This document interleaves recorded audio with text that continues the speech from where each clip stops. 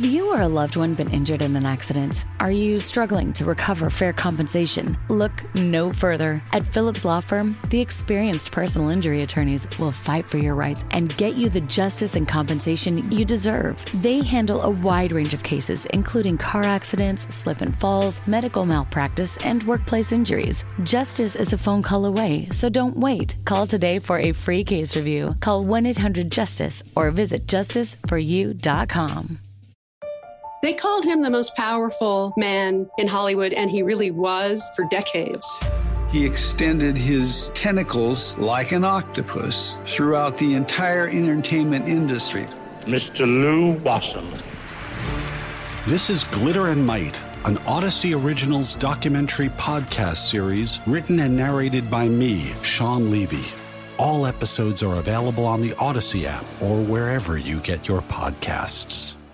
Hey, it's Mike Hawk. Join me every Thursday at 1 p.m. exclusively on the Odyssey app as we go live with Odyssey. Join in on the action as we cover interesting facts, top 10 lists, and some fun new games. Follow the Men's Room page on the Odyssey app and join in all the fun Thursday afternoons at 1. Unfortunately, what you're about to hear is real. The members of this radio program are simply not that bright, or what some people would call educated. They are merely stupid. They're not trying to offend anyone on purpose. And all have played doctors on TV. You have been warned and are cordially invited to join the party. This is the Men's Room. Forget it, man, and get with the countdown. Get with the countdown. Shake this square world and blast off for Kicksville. The trippers, the grasshoppers, the hip ones, all gathered in secrecy and flying high as a kite. This is the Men's Room with Miles and Thrill. You know what they say, shake your radio more than 3 times, and you're playing with it. You're listening to the Men's Room.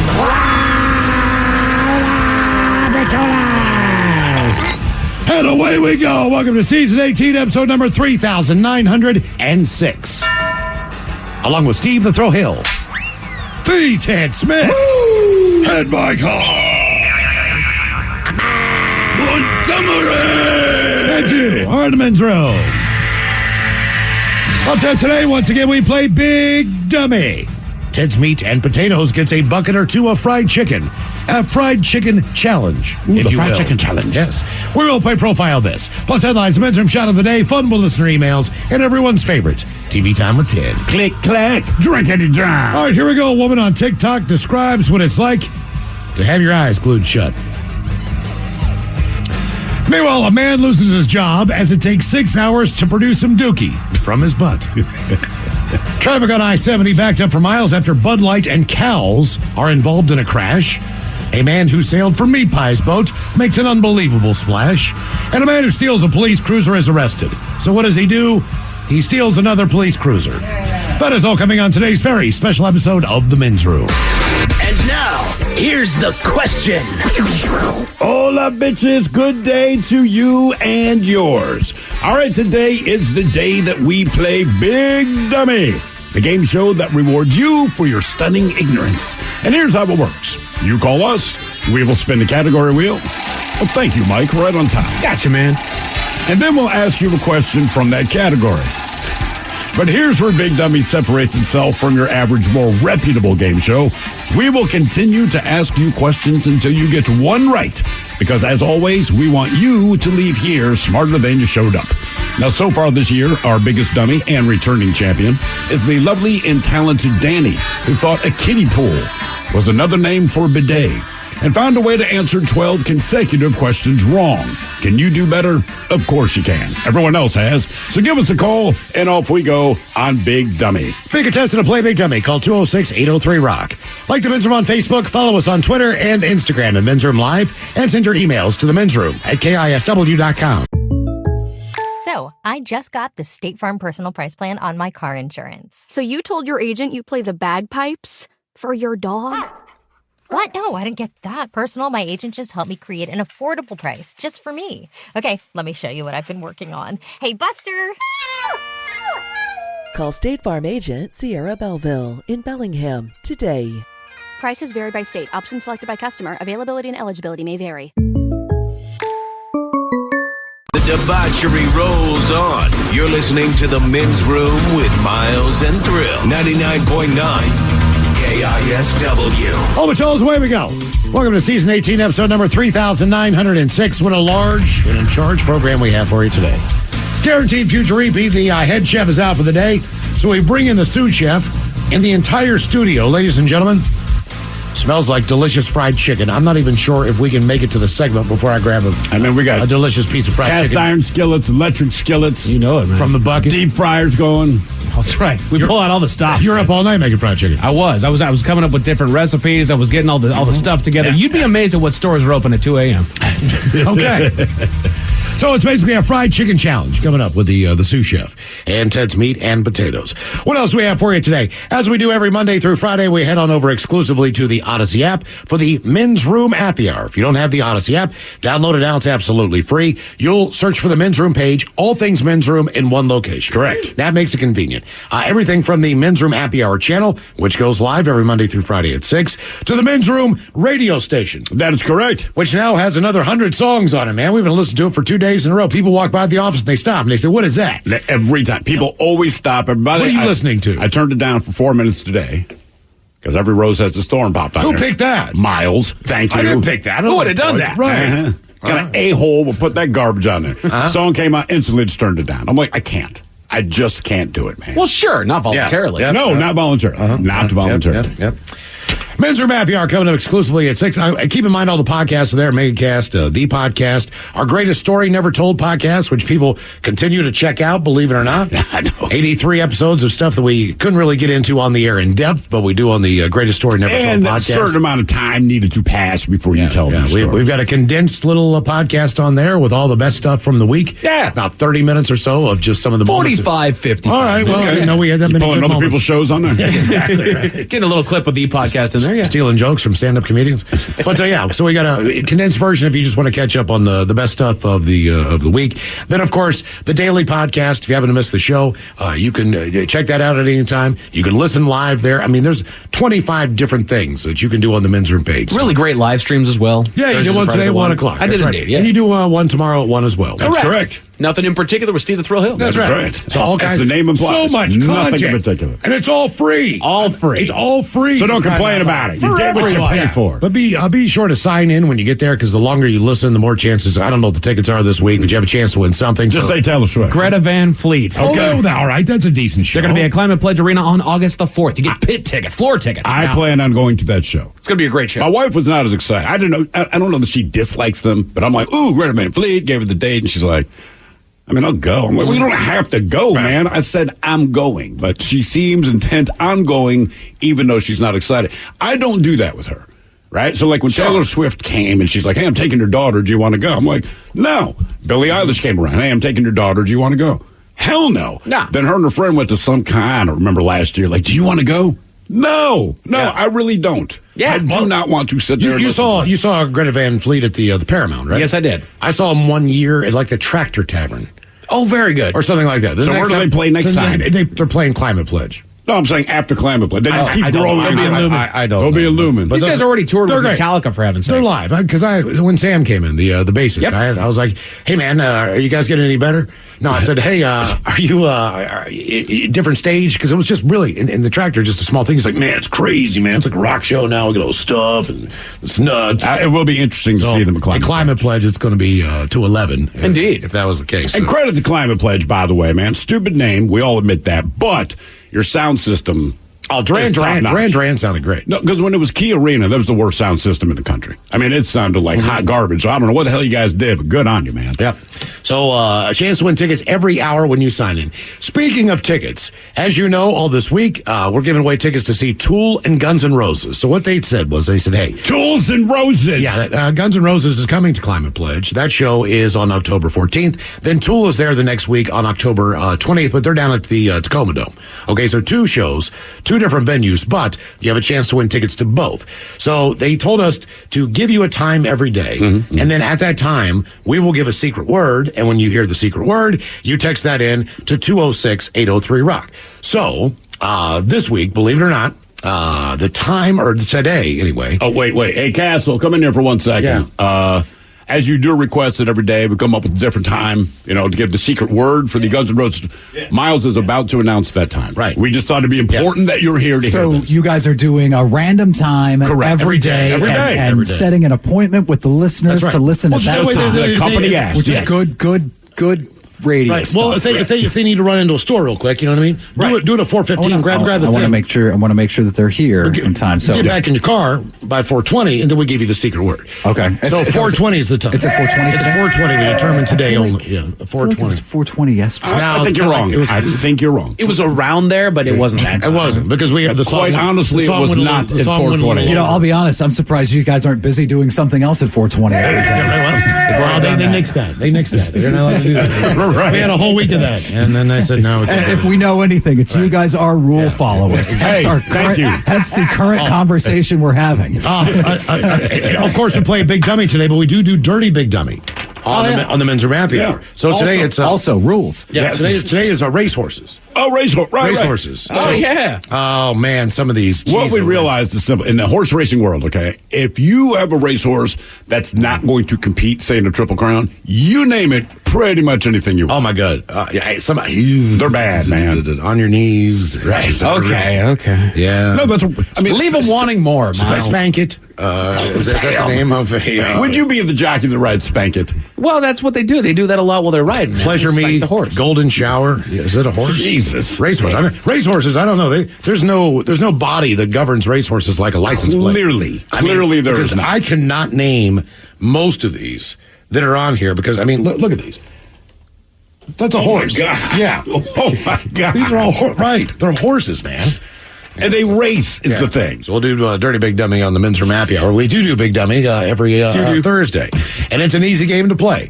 We spin the category wheel. You're playing for Team Sober or Team Not Sober. Hey, right on time. That's amazing. Mike was and you never do that. Right. If there's one thing I am, it's prompt, man. Yeah, that's true. And you're spending it all day, so thank God. Our biggest dummy so far, took Danny 12 questions. She is our returning champion, believe it or not, from last year, and she's only called once this year and once again became the biggest dummy. And when we do play Big Dummy, we like to do a men's room poll. So last time we got a little extreme, talking about extreme sports, and we said, hey, man, if you have to pick one of these four things to do, what is it going to be? Are you going to go bungee jumping? You could go heli-skiing, cliff diving, or skydiving. Mm-hmm. And we put the poll up for you on Twitter at Men's Room Live, and here's how the results shook out. The last thing anyone wanted to do, 9% of you said, you know what? I will go cliff diving. 9%. I don't want to cliff dive, but again, I'm taking that over bungee jumping. Yeah. That's the last one. Well, at number 3, bungee jumping with 13% of the vote. A lot of you didn't want to do that. You picked heli-skiing at 21% to come in at number 2 over bungee jumping. In my world, I am bungee jumping every day before I go heli-skiing. Yes. I just think really? Yes. Man, not only do you need to jump out of a doggone helicopter, but then you got to ski. You got to get down. This isn't the bunny slope that you're jumping down onto, man. Jumping into snow, into fresh pow. Right. You have to understand.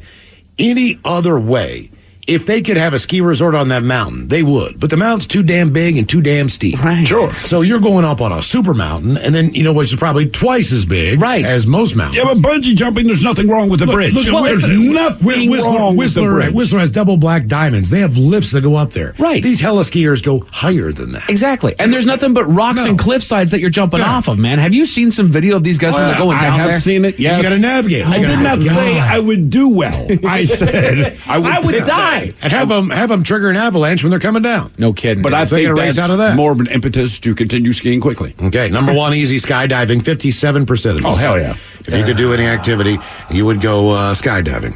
Come on, Mike, you got to do it. That was a winner. I don't know if I can, man. You can't. Look, do it tandem, because then even if you can't, they do it for you. Yeah, I'm just saying there better be a number that's really fat when I get to the bottom, man. So, this week's Men's Room poll, we're going to go to the animal kingdom and some situations that you need to pick from as far as the world of animals.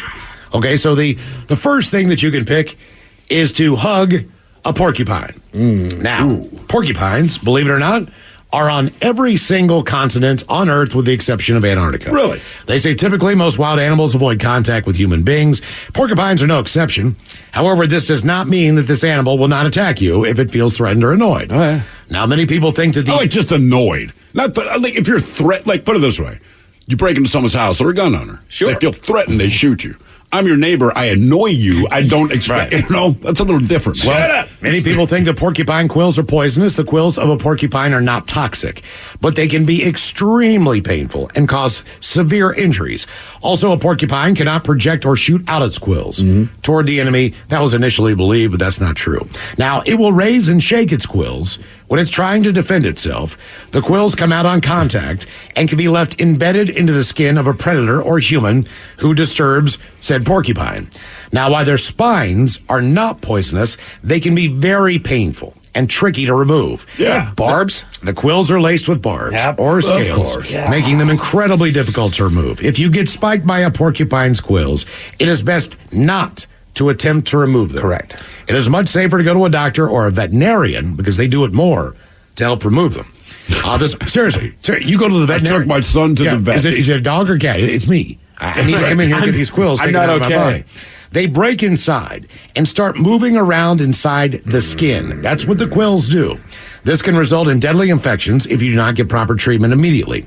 When the porcupine animal spikes you, it puts you at risk of developing diseases such as rabies.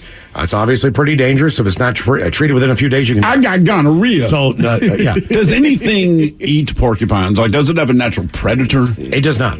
Really? No natural... No, there's no animal. Bears, everything. Stay away from... I did the porcupine research. They're pretty well... You could be a grizzly bear and you're like, I'm not touching you, man. It's not that they have not been attacked or a dog is not, obviously. Animals have tried, but they've learned their lesson very quickly. So your first option, hug a porcupine. Yeah, honestly, it's humans are their number one predators. The other ones are the big cats or dogs. All right. Next up, you could be sprayed by a skunk. Now, anyone who bothers a skunk may learn firsthand why even bears tend to leave them alone. In a perfect world, only other wild animals would ever get sprayed by skunks. Spraying is actually a final line of defense. They only use that when they feel threatened. Before spraying, a skunk will warn you by stomping their feet, hissing, and raising their tail, and pointing their rear end toward the predator. This is the skunk's way of saying, hey, look at my ass. Back off. I've got the musk, and I'm not afraid to use the musk. My funky scent. We have the musk. Yeah. Oh, no. Yeah. Human and animals can nearly always avoid being sprayed by calmly walking away, leaving an agitated skunk alone. Unfortunately, that does not always happen. So we had a skunk spray our house. It was going to spray my father, but my father stood perfectly still. But obviously, he pissed it off to the point the skunk still debated it. Yep. My father backed into the house, but as soon as he got in, this thing sprayed the house. Unfortunately, that does not always happen, and what follows is an unpleasant situation for everyone involved. Now, as with any wild animal encounter, this should always be your immediate reaction. If the victim was hit in the face with a musk, their eyes should be flushed with cool water for several minutes. Taste the musk. Any scratches should be treated with antibacterial cream or spray to reduce the risk of infection to the skin. If at all possible, the victim... This is my favorite part. Should stay outside until the skunk odor has been addressed. The idea, though... Then you're outside for a week. ...is to keep the smell from permeating your home. It's better to keep it contained to your yard or patio. You might be living in a tent. You might have to throw the tent away when you're done, as well as your sleeping bag, blankets. If the victim needs to come inside, they should walk straight to the bathroom and not touch anything on their way in. Keep people off the furniture who've been sprayed by skunks. You don't say. It's harder to shampoo a couch than it is to shampoo a person. Next up, you take a bath. In movies and cartoons, characters who have been skunked are often seen bathing in tomato juice to remove the odor. That's bullcrap. It does not work. The same goes for vinegar or beer baths. They tend to mask the smell. Don't remove it. Then it comes on stronger once you get out of the bathtub. Your best bet in this situation, a commercial skunk odor remover, which, believe it or not, is available at PetSmart. A peroxide and baking soda solution bath. After that, you take another bath in the same exact stuff. After that, you take another bath in the same exact stuff. After rinsing away the chosen cleaning solution, you wash off with cold, wet water, then do the process again up to 5 to 10 times. God. All right? And you got to wait it out. Skunk musk is notorious for its lasting odor, so it's possible that you'll still smell traces of the stuff despite all your efforts days after. You can continue using the aforementioned products and techniques, but it may get to the point where you just have to be patient and allow the smell after weeks to dissipate naturally. Do you think animals ever talk, right? So you got a bear, right? Sure. An animal's looking at bear and they go, man, I can understand why no one messes with you. You're just a big, angry son of a bitch. Porcupine like, yo, bro, I'm covered in needles. It's not good for your mouth. But skunks are straight up like, I smell like ass. I wonder if they ever prank them to get them to do it when they get scared. Yeah. Boo! So sprayed by a skunk is number 2 on the list. All right, number 3. You're bitten by an alligator. Now, alligators usually are not aggressive toward humans. What? Unprovoked attacks, smaller than 5 feet are rare, but usually behaviors like these do occur. Single bites usually are made by alligators that are less than 8 feet long. Most bites occur in Florida, which is documented. 340 attacks so far up until 2006, 17 fatalities. Attacks have also occurred in South Carolina, Louisiana, Texas, Georgia, and Alabama. Most attacks are non-fatal, although a third involved require bites, major injury, or death. So death occurs either by suffocation or drowning. People who survive an alligator attack may succumb to infection due to the negative bacteria that's gram-negative, particularly this one thing that's present in their mouths. They don't brush their teeth and they live in a swamp. They don't brush their teeth. Alligator bites require medical treatment and serious wounds may require hospitalization. The inflicting damage with their sharp, cone-shaped teeth and powerful jaws. Bites are characterized by puncture wounds and torn flesh. Alligators often seize an appendage and twist it off by spitting. So here's what you do. Scream. In the rare event you are attacked, awareness of alligator behavior may save your life. If it clamps down with its jaws, you twist and roll with the alligator. Yes. If it bites your arm, you hug it. You may grab the alligator and roll with it. That will further reduce the tearing of an arm or a leg. Yep. Then you need to strike the nose of the alligator hard and often try to gouge the eyes. If possible, do not allow the alligator to pull you into the water. So you're going to be bit by an alligator. And your 4th possible scenario Make here. sure you remember all of that in case you're being attacked. Don't panic. Stay calm. Potential animal encounter. Surviving a reticulated python or constrictor snake. We're talking about a snake that can grow large enough not only to kill a person, but could stick around to literally swallow them whole. Burmese pythons, anacondas, rock pythons, and other constrictors could be potential man-eaters given their size. Luckily, we've only had a single recent documentation of a reticulated python eating a fully grown man. So let's concentrate on them. Now, the best evidence we have of these snakes being able to eat people is cell phone footage from a tribe that shows a 23-foot reticulated python that had the body of a 28-year-old farmer named Akbar inside. Now, consider the fact... Thanks for giving me the name. At 23 feet, these snakes can be man-eaters, and they can get up to 30 feet long. So there are plenty of things that you can do to avoid attack and get yourself out if only you know how. So here's what you do. First off, they say, don't get bitten. Well, thanks. We're past that. Okay. Number 1. Take note that reticulated pythons have 80 dagger-like backward-facing teeth in 6 rows in their mouth. The teeth are designed to not let go. It forces their prey to only move in one direction, which is into their mouths. Remember, even small pythons can cause nerve damage in your hand via the physical damage from the bite. You do not rip the snake's mouth off as it bites. That could be a huge problem and cause an incredible laceration. The snake has to choose to let go. In less than a second from the bite, the python will get its first coils around you in an instinctual attack pattern. It twists, it spins, disorienting you until it has locked you up completely. Keeping the coils off seems to be the key. Now let's assume here you've been attacked and the snake is starting to wrap you up. Don't let it wrap you if you can. Thanks. Keep your hands and arms free. Try to get the coils off quickly. Second, control the head. If you have a friend with you, have them grab the head and you can just start unwrapping. Sorry, if it's just you, it's full-on war now. This is life or death. Do whatever you need to do to get free. No. Just know the more you struggle, the tighter it squeezes, its instinct, and the deeper its teeth sink into your flesh. Again, make sure you remember all of this should that be happening to you. So pick one. Are you going to hug a porcupine, be sprayed by a skunk, bit by an alligator, or try to escape from a constrictor? That is the Men's Room poll that's up now if you follow us on Twitter at Men's Room Live. 99.9 KISW. The shenanigans continue. This is the Men's Room with Miles and Thrill. I got a chance for Tool and Guns N' Roses tickets coming up. The Secret Word will be given at 4:20, people. So don't text now. You're not going to be included in the prize. There's no point in doing it. All you're doing is clogging up our damn text line. You know but good God Almighty. And you're guessing stuff that's not even close. Stop. I'll give out your phone number. Tell people to call you and bother you like you're bothering us. You think I won't? I will. Oh, God. You kind of sign off on that when you get in contact with us. You know what I'm saying? I'm not kidding either. I'll do it. Come on, man. I'll do it. Please don't. 1360. Because then I gotta hear about it. Right. Then I'm gonna get canceled. And you're like, what's going on? I'm talking about jungle. If you do it one more time, I'm giving your full phone number out. All right, let's do this. The game is Big Dummy 206-803 Rock, who is our first contestant, ready to play the big game. Hello, Kyle. Welcome to the men's room. Hola, bitch, hola. Hola. Kyle, are you sober or not sober? Team sober. Kyle, welcome to Big Dummy. All right, Kyle, a men's room poll. You get to pick one. Will you hug a porcupine, get sprayed by a skunk, bitten by an alligator, or try to escape from a constrictor? Well, I'm not getting bit or constricted, so give me the skunk. Skunk spray it is. Yeah, I'm right there with you, Living man. outside in a tent for 2 weeks. I'd be okay with that. It's like camping. Not the If worst you case. stink. Not the worst case scenario. But based on your smell, it's more like being homeless than it is camping. All right, Kyle, here is your question. According to U.S. history, which day is the date that would live in infamy? Is this one 4th of July? Wow, infamy, yes. D-Day. No. Pearl Harbor. Yes, Pearl Harbor, December 7th, 1941. The day that would live in infamy, but not necessarily remembered by Kyle. That was actually the full quote. That was the full quote. Yeah, so they got it right. It's all good.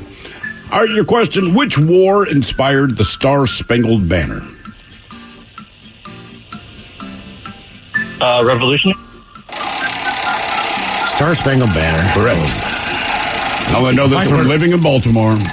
It's at because he wrote it there. It's at the fort was Fort McHenry. Fort McHenry. Francis Scott Key wrote it. That is correct. 1812? The War of 1812. That is correct.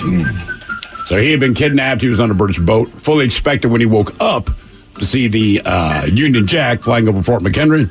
Still the U.S. flag. It's like, I'm going to write a song about it. I'm going to write a song. By the way, proud to be an American. You know, the Star-Spangled Banner, I want to say there's 3 additional verses to it.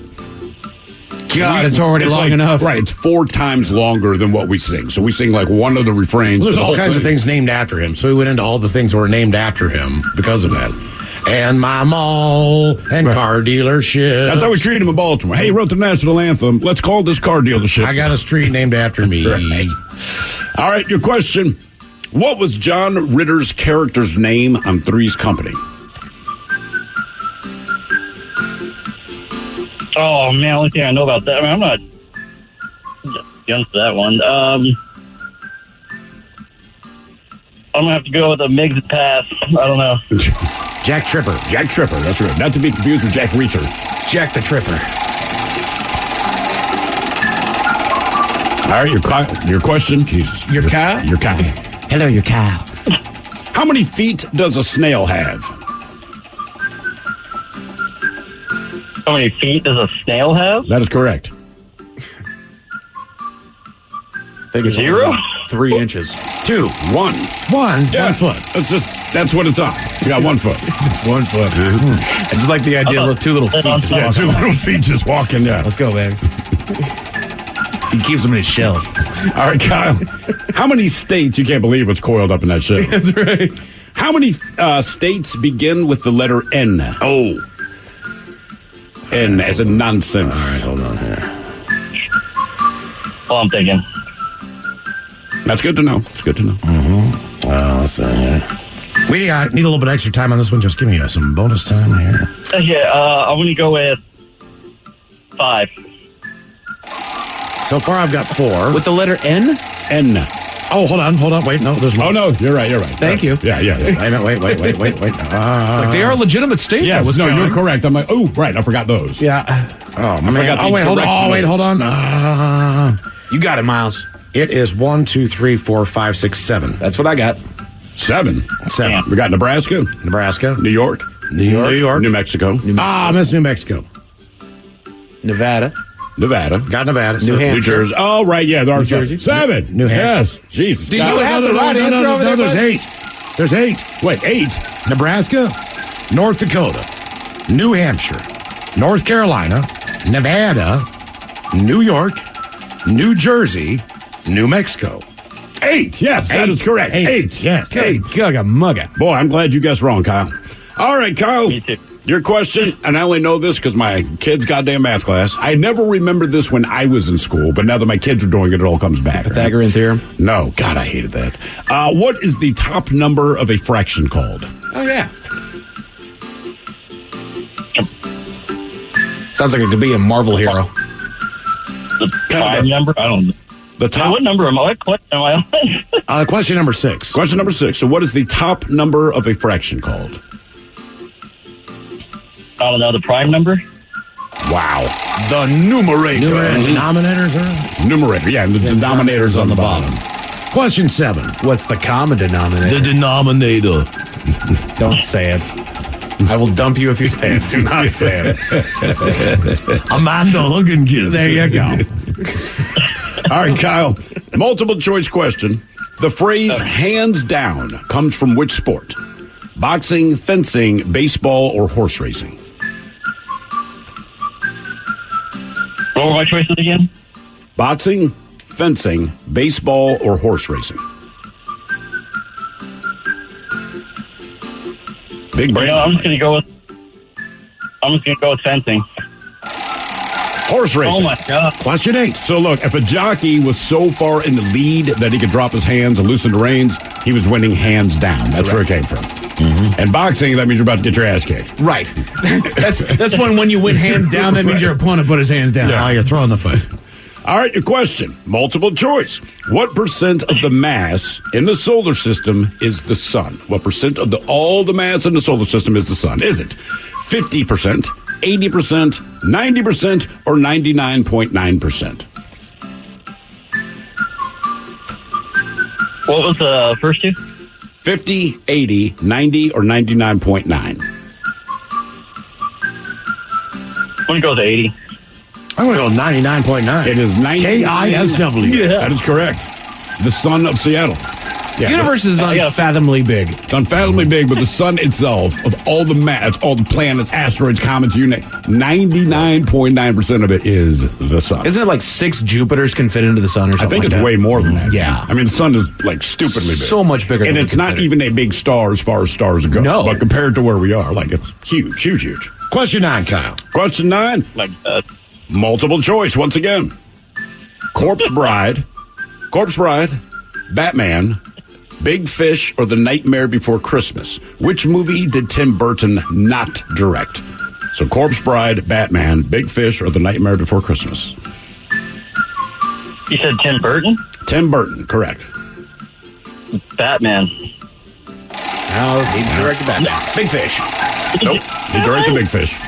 Believe it or not, The Nightmare Before Christmas. That's not He Tim produced Burton it or something, right? Henry Selick is the guy that actually directed it. That's the same guy that did Coraline, Wendell and Wild, James and the Giant Peach. Tim Burton produced it. He did not direct it. Gotcha. All right, question number 10, Kyle. Question number 10, Kyle. What is a dried plum? A raisin? It's a date. That's a dried grape. A dried plum is a prune. Oh, it's a prune. It's not a date. What's a date? A date's just a date. Yeah, a date is something completely different. Okay. A date's just its own thing. Yeah. Do I get something awesome for being your champion? Because I feel I'm about to break it. Yes, you are. Where is it? Is this question 12? This is question 11. Question 11. Okay. Get the title of shame. All right. Multiple choice once again. I mean, my God, you're lucking out on this, man. So, author A.A. Milne is responsible for what series of children's books? Winnie the Turd, also known as Winnie the Pooh, Captain Underpants, or the Chronicles of Narnia. So Winnie the Pooh, Captain Underpants, or the Chronicles of Narnia. And for the championship, Chronicles of Narnia. It's not a championship. Kyle, you've tied Danny as the biggest dummy. Is that Captain Underpants? With this question. Winnie the Pooh. It was Winnie the Pooh. Yeah, Winnie the Pooh, yeah. This is question number 12. You did it. Wow. Congratulations. Congratulations. I'm strong today. And you don't sound stupid. I'm actually shocked. What is a dried pepper? A dried pepper. A dried pepper? Mm-hmm. Isn't that spice? Say again? A dried pepper. Mm-hmm. There's even a restaurant chain named after such dried peppers. So you mean a dried jalapeno pepper? No, just dried pepper. Yeah, just dried pepper. A dried pepper. Okay. And then different. I understand what you're saying, but there's different names for those. It depends what pepper has been dried. Okay. Mm-hmm. I don't know. Paprika? I don't know. Chili. It's a chili. Oh. That's what a chili is. Oh, okay. Yeah. So depending which pepper's dried determines. So I want to say an ancho chili might be like the dried either habanero or jalapeno. Yeah, so and the dried jalapeno is a chipotle pepper. That's the chipotle. Yes. Right. A green pepper is paprika. Or red pepper. Once it turns that color. Once you grind it. Yeah. Right. Yeah. Wow. Okay. Question number 13. Man, we have a new champion. We do. This down, Kyle. Have to change everything next week. Good God. All right. Starbuck. Starbuck is a character in what novel? What is? Starbuck. Starbucks is actually named after this particular character. But Starbuck was a character in what novel?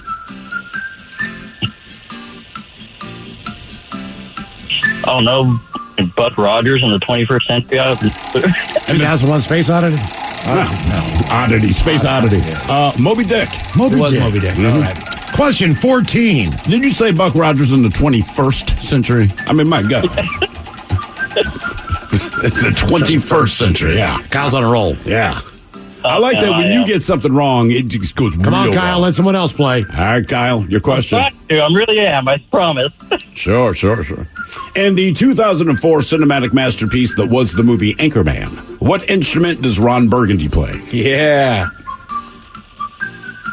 The jazz flute. Bingo. Oh, my God, finally. All right, there we go. Kyle, that was painful. Let me scratch some stuff out here. New champion. Here. I just assumed, and Danny, no offense, we just assumed we'd be saying your name for the rest of the year. Sure. She made a good run. She did. I mean, she was a returning champ. We're halfway through the year already. That is true. Kyle is plus 14, so that's the official number. God damn, how dumb 14 questions. Unbelievable. It really didn't sound stupid. All right, the game is Big Dummy. 206-803-ROCK. Hello, Morgan. Welcome to the men's room. Sure about that. Hello. Hola. Morgan, sober, not sober? Sober. Sober, Morgan? Sober. Ready to play Big Dummy? Sober. All right, Morgan, you got to pick one on our men's room poll. Are you hugging a porcupine, getting sprayed by a skunk, bit by an alligator, or are you going to escape from a constrictor? I will escape. The problem is this, man. I was talking to Miles about this. They say keep your arms and legs free, but assume that they're not. Then what? Right. You know what I mean? Like, what do you do if not? I can't accept your fate. Yeah, I guess that's about it. All right, Morgan, here's your question. Multiple choice. What country has hosted the Wife Carrying World Championships since its founding in 1992? Is it Finland, Germany, France? I'm sorry, Finland, Germany, or France? Finland. It is, in fact, Finland. One and done. You nice know where work. it wasn't? Samoa. All right, since you wanted to think about that. American Samoa. Man, you'd be like, brother, that's... Come on, baby. 4 inches. All right, here's your 50-50 question. True or false? George Lucas originally hoped Yoda would be played by a monkey wearing a mask. Yeah, I can do that. That is false. Believe it or not, that's true.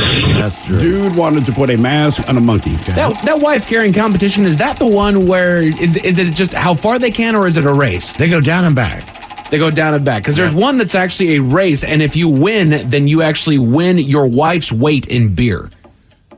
Ooh. Yeah. So depending. I mean, there's just Baby, look. get big. Let's be honest, man. Just for 2 weeks before this. I'm going to do some squats. Like, in the U.S., if we did it, I feel like your best bet would be like Colorado or Utah, parts of California. Right? Just Arkansas and Alabama, like, it ain't happening, brother. Nah, you know what I mean? size. A lot of heart. Can you lift her at all? A lot of heart given out.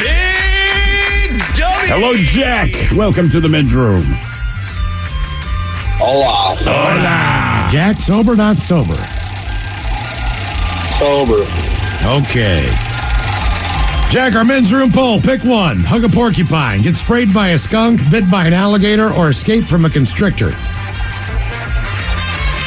Well, since my choices are pain or stench, I guess I'm going to go with stench. Yeah, I'm going stinkies too, man. Okay.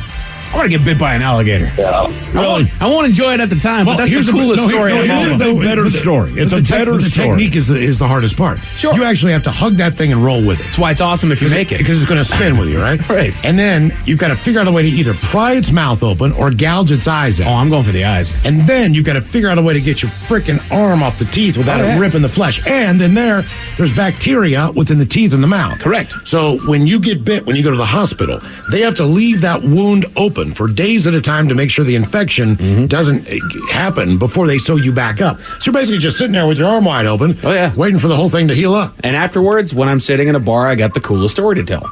I think Mike's correct about that. If you say, hey, man, I got sprayed by a skunk, nobody cares, everyone laughs. Right. You're I embarrassed. hugged a porcupine, they'll think you're a moron. effing idiot, right? The python, interesting. Where the hell were you? Yeah. But not quite the same as I survived an alligator. Right. And that's also why I'm not picking alligator. And you have to tell the story in an Australian accent. Of course, crikey. I don't care if it happened in Florida. You're not surviving a crocodile. All right, your question. There was a guy just pried one off of his head.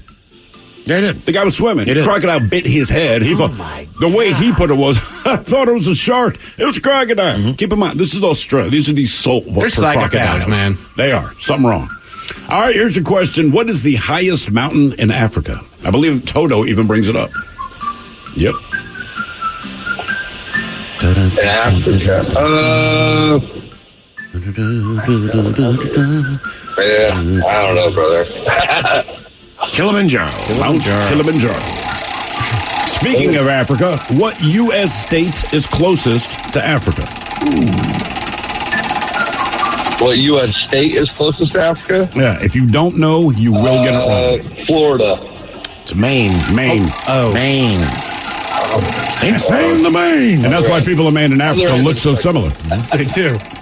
Question number 3 there, Jack. Question number 3. In 1986, a brittle O-ring seal was determined to be the cause of what?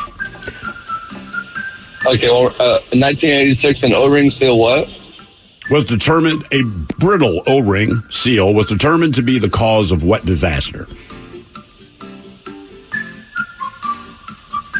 I don't know. Any guess?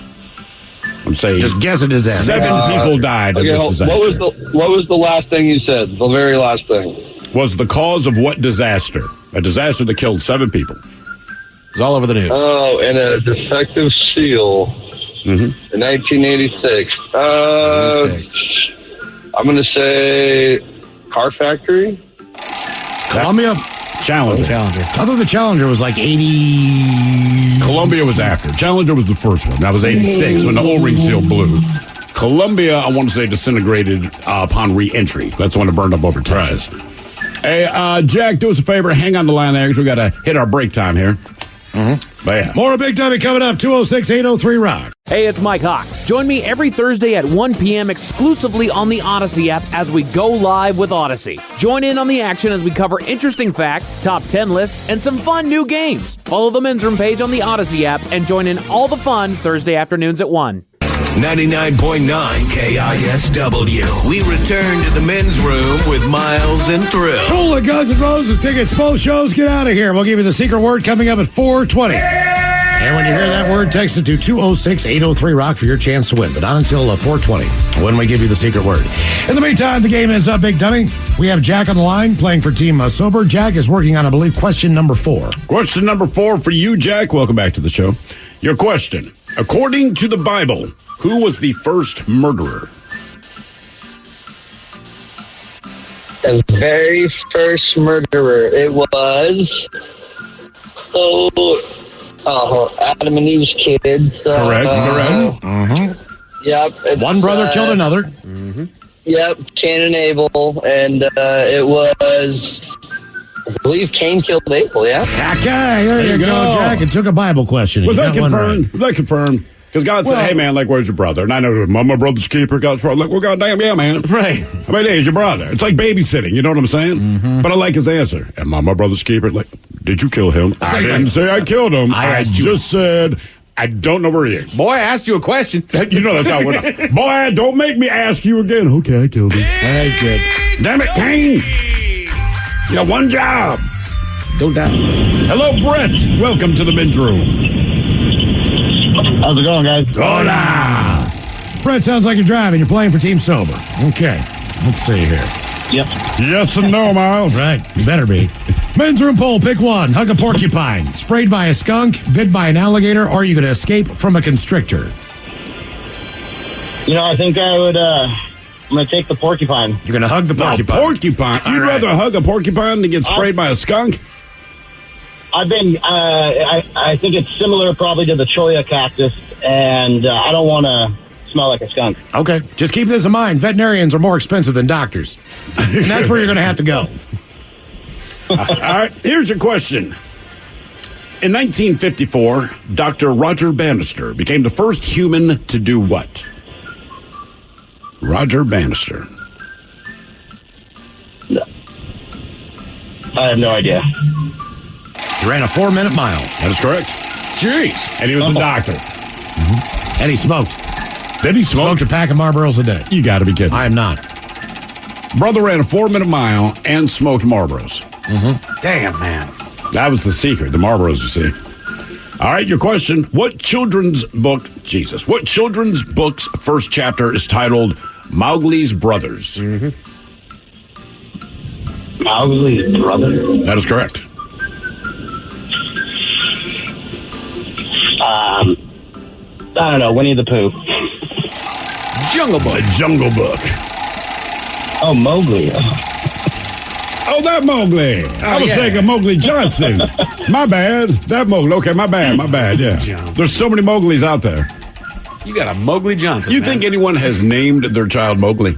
No. Yes. There has to be. Gotta be. Dude, people name their kid. Like, if anything's popular, you end up naming your kid there.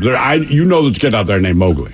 I'm looking on And you know, Facebook. it means like the Jungle Book. They're like, what the hell else? Because I bet you there's like 10 Oprahs out there, all that kind of thing. Mm-hmm. Sure. All right, your question. Mowgli Martin lives right here in Tacoma. Really? Mm-hmm. Mowgli Martin. Mowgli Martin. Damn. Roger Bannister, by the way, ran about 30 miles a week and smoked from the age of 22. During the season, he would say, I cut down to about 7 cigs a day instead of a pack. Oh, there you go. Mm-hmm. At least he had some restraint. All right, your question. Cheetahs are native to which 2 continents? To India? Continents. But yes, India. I don't know. Africa and Asia? There you go. Nice job. Yes, you did. Even brought it down to India. That's right. So he would cut down to 7 cigarettes a day when he was training, you're saying? Yes. So he would smoke on Saturdays and Sundays when he was not training. Oh, that's how he did it. Okay. He woke up in the morning. He was a doctor. He ran, I guess, probably 6 miles a day. All right. And he smoked 7 cigarettes a day during that time. Then the weekends, he'd smoke a pack. Then if he wasn't training to race, he'd smoke a pack a day. See, that's restraint right He's one of the 3 out of 4 doctors to recommend Winston's. Yes. Hello, Marshall. Welcome to the men's room. Hey, how you guys doing? Hola. Here comes the nerd. Marshall, I know you're at work, so I know you're sober. Pick one. Hug a porcupine. Sprayed by a skunk, bit by an alligator, or escape from a constrictor. I'll go with the skunk. Skunk. Okay. Marshall, if you don't mind my asking, what do you do for a living? You don't have to say where. I'm just curious what you do for a job. I work for a big brown company that delivers packages. Oh, I see. That's not enough. I can never piece that together. A big brown company that delivers. This is going to trouble me all day. Space nerd. Mm-hmm. Space nerd. All right, Marshall, here's your question. What comedian was the first woman to host an American late-night talk show? Yeah, it's a woman? Yes. She subbed for Johnny Carson. Mm-hmm. Oh, that's back in the day. Was it Lucy? That's actually not a bad guess. Joan Rivers? Joan Rivers, yeah. I wish I could have seen those, man. I'm sure she was fantastic. She was hilarious. I think it was cool that Kimmel picked that kind of that torch up instead of taking a rerun. If you do want to step aside, which he did for summer because he wanted some mental health or whatever the deal was, you just had guest hosts every week. Yeah. So he would do that per night. Even if Johnny take a Friday night off, he would have like David Brenner come in or Joan Rivers. Right, someone host the show. And they would just do the show. Yeah. I think we're going to start doing that. I'll take this torch. If we take time off, just like, Taryn, come on, man. You do it. Yeah. All right, here is your question, Marshall. What was the name of Eddie Murphy's character in Beverly Hills Cop? Axel Foley. That's it. Well done. Yeah. Well done. Game is Big Dummy, 206-803-ROCK. Hello, Matt, part 1. Welcome to the men's room. Hola. Hola. Matt, are you sober or not sober? Very sober. Very sober, Matt. He's been on the line so long, he could have been drunk when he called and sobered up. Okay, Matt, our men's room poll, you got to pick one. Are you going to hug a porcupine, get sprayed by a skunk, bitten by an alligator, or escape from a constrictor? I'm going to take my chances with the porcupine. I think I can sweet talk it. All right, porcupine it is. I'm sure you can sweet talk it, and then you'll end up with quills in your face. I think both of those things will prove to be true. If you hug it the right way, maybe the quills are pointing away from you. Brother, I don't even want to guess how you're hugging that thing, but I think I have an idea now. All right. What year did the invasion of Normandy take place? D-Day just having passed this week. June 6th. I know that. That's why I asked for the year. 1945. 42? 44. 1944. I was in the ballpark. I just read that, too. Just couldn't remember. All right, your question. Who played the role of Hawkeye on the TV show MASH? Oh, I have no idea. I know that show because my dad used to always watch it, but I couldn't even say a name. I just see faces. Okay. I'd see faces. Jamie Farr? I don't know. I don't know any of those. He was Klinger. I don't know any of their names. Alan Alda. Oh, that's right. Alan Alda. So that sounds familiar, but I didn't know that he was Hawkeye. Yep, he was in fact Hawkeye. Didn't play him in the Marvel movies, however. Okay, your question. What is the point scored immediately after deuce in tennis called?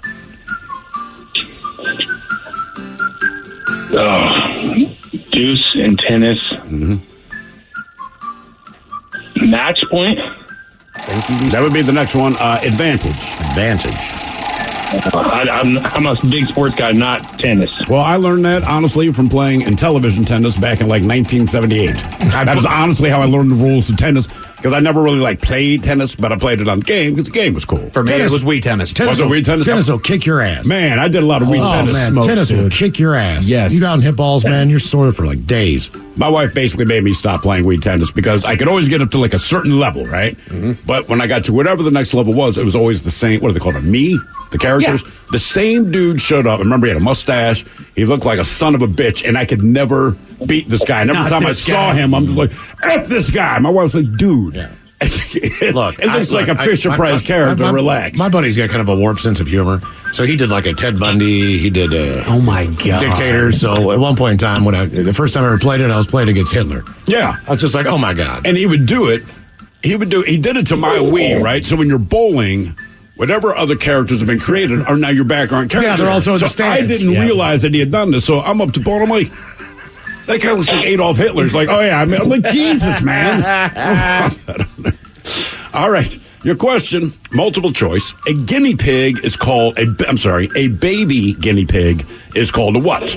A pharaoh, a cub, a pup, or a Bruin? Pharaoh, cub, pup, or Bruin? Do you know this? My daughter's next to me. I thought maybe she might know this one. Guinea piglet. Yes. A guinea pig is a barrow, a cub, a pup, or a Bruin. Or a Bruin. Correct. I'm going to say a cub. Your daughter's going to be so disappointed in you. She's taking her head at me. Does she own a guinea pig? No, but she's 11, so I figured she would know. She didn't know. Okay. She didn't know. Yeah, my smart 11-year-old. She knew I was wrong. Let her know it's a pup. A pup. It is, in fact, a pup. Although I do like Mike's suggestion. That was the other thing I was going to say. I like guinea piglet better, but it is, in fact, a pup. All right. I bet your daughter can answer this one. I'm really disappointed in myself right now. I thought I would do so much better. So did your daughter. You've disappointed your entire family, so don't feel that bad. All right, your question. What is the sixth planet from the sun? The sixth planet from the sun. Jesus. Saturn? Okay. Did your daughter tell you that? I pulled that one out. No, that was just a complete guess. Right. Okay, well, you got it right, man. There you go. Big W is the game. 206-803-ROCK. Hello, Matt. Part 2. Welcome to the men's room. Liquor and whores. Liquor and whores. Matt, are you sober or not sober? I'm not sober, but I might as well be. All right. Okay, but I might as well be. Okay. Make that choice. Men's room poll, pick one. Are you going to hug a porcupine, get sprayed by a skunk, bitten by an alligator, or escape from a constrictor? Let's do the skunk. Do the skunk. Do the skunk. Skunk's a big winner right now. You think a skunk could be happy to hear this or upset? Like happy, like, hey, I'm the most popular, or upset, like everyone thinks I'm... It's a popularity contest. He loves it. Stinking ass skunk. All right, your question. What novel by Michael Crichton was the best-selling paperback in 1993? Let's go with Jurassic Park. Bingo. One and done. All right, hang on. Hang on. Let's see. A one-and-done question for you. The average, true or false, the average bra size in the United States is 36C. I'll go true. That's false. I wish it was. We're 34 double D. Whoa! Yeah. That means you're skinny with big hooters. Yeah. Good Lord, girl. Is your name Emerson? Because Emerson Biggins. I got it. An oldie but a goodie. Why do you call me Emerson, baby? No reason. No reason. What up, Emerson? Hello, Pam. Welcome to the men's room. Hola, bichola. Hola. Pam, are you on team sober or team not sober? I'm sober. I'm driving around, so that's the smart thing to do. Yes, it is. Yes. All right, Pam, what are you going to do here? Hug a porcupine, get sprayed by a skunk, bitten by an alligator, or escape from a constrictor? Porcupine. What? Porcupine. Why Porcupine Pam. Why would you hug a porcupine, Pam? Well, because I've watched them take the porcupine quills out on the vet shows all the time, and I don't think it would be all that hard. I don't think them taking them out's the bad part. I think it's when they initially go into you that's really going to I wonder seriously how often that happens in the veterinarian community. When someone brings in an animal. Oh, my gosh. In Michigan, where I watched the show, it's like there's dogs that go in one day and come back the next. Yeah, I've seen the dogs. I've seen pictures. That's a dumbass dog. Well, you learn. Look, my kid has touched a hot stove, which to me is a dog biting a porcupine, right? But my kid did it once.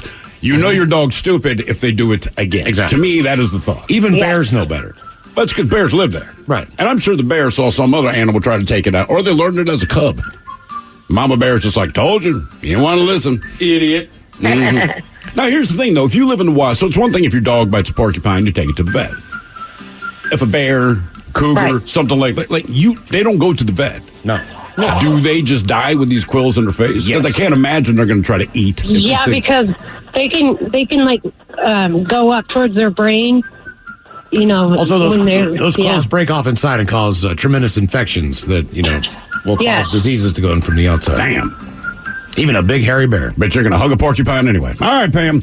Here's your question. What bluegrass folk country singer is often backed by a band called Union Station? She also works with Robert Plant quite a bit. Willie Nelson. I have no idea. Alison Krauss. Very sweet lady. Man, she is. She's a giggle box.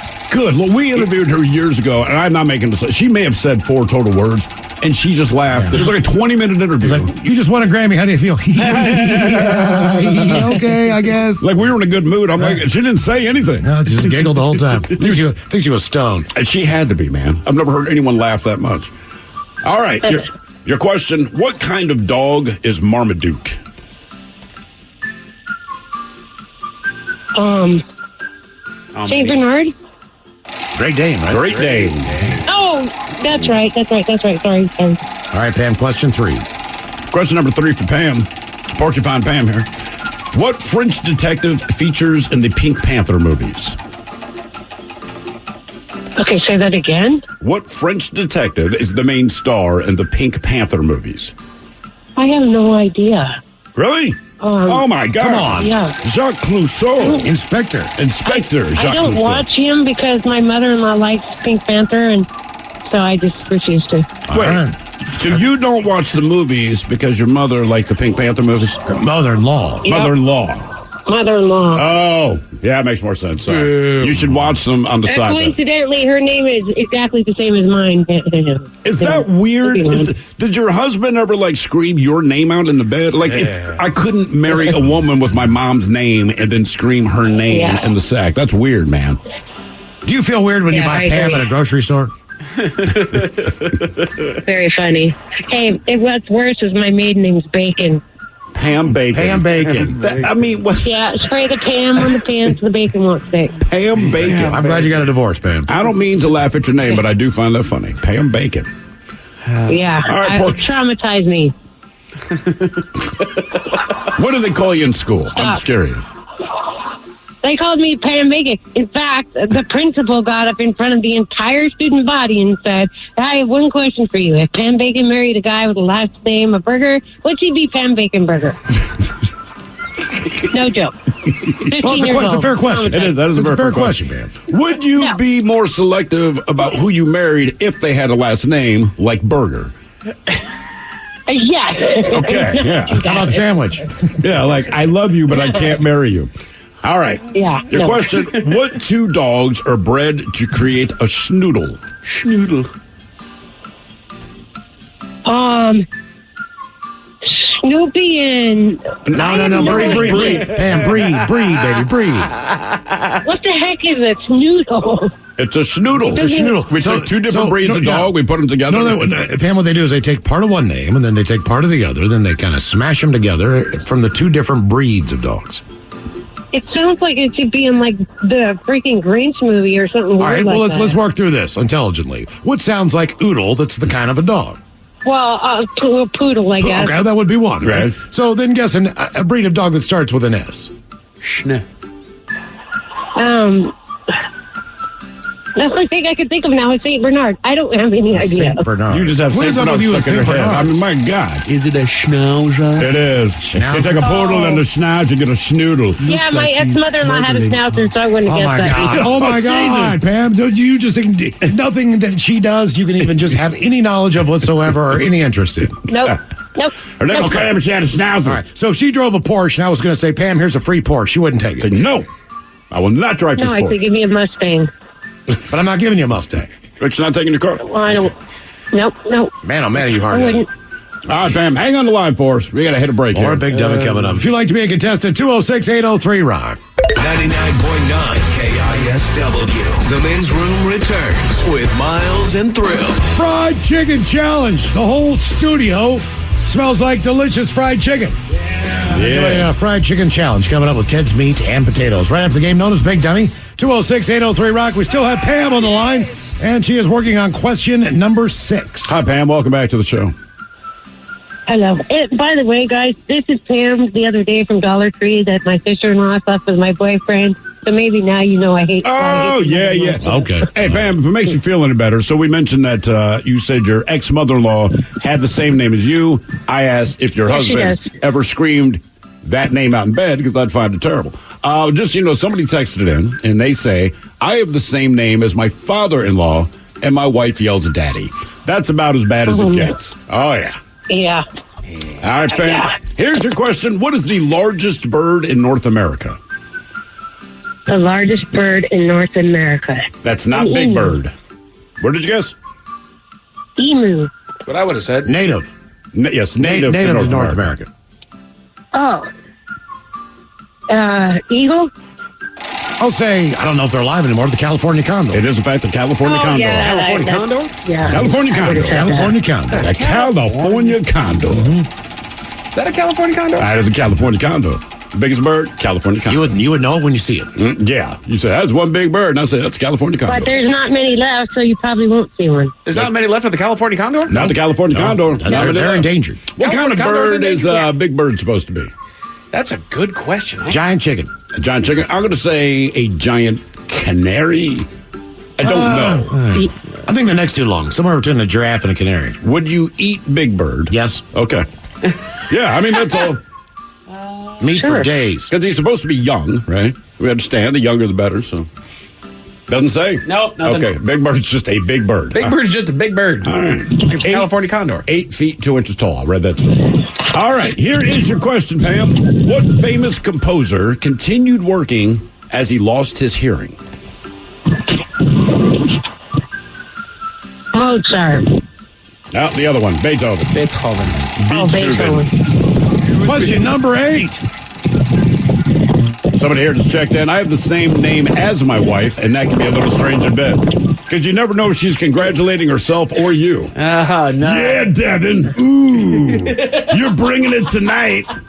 I wasn't talking to you. My bad. A+.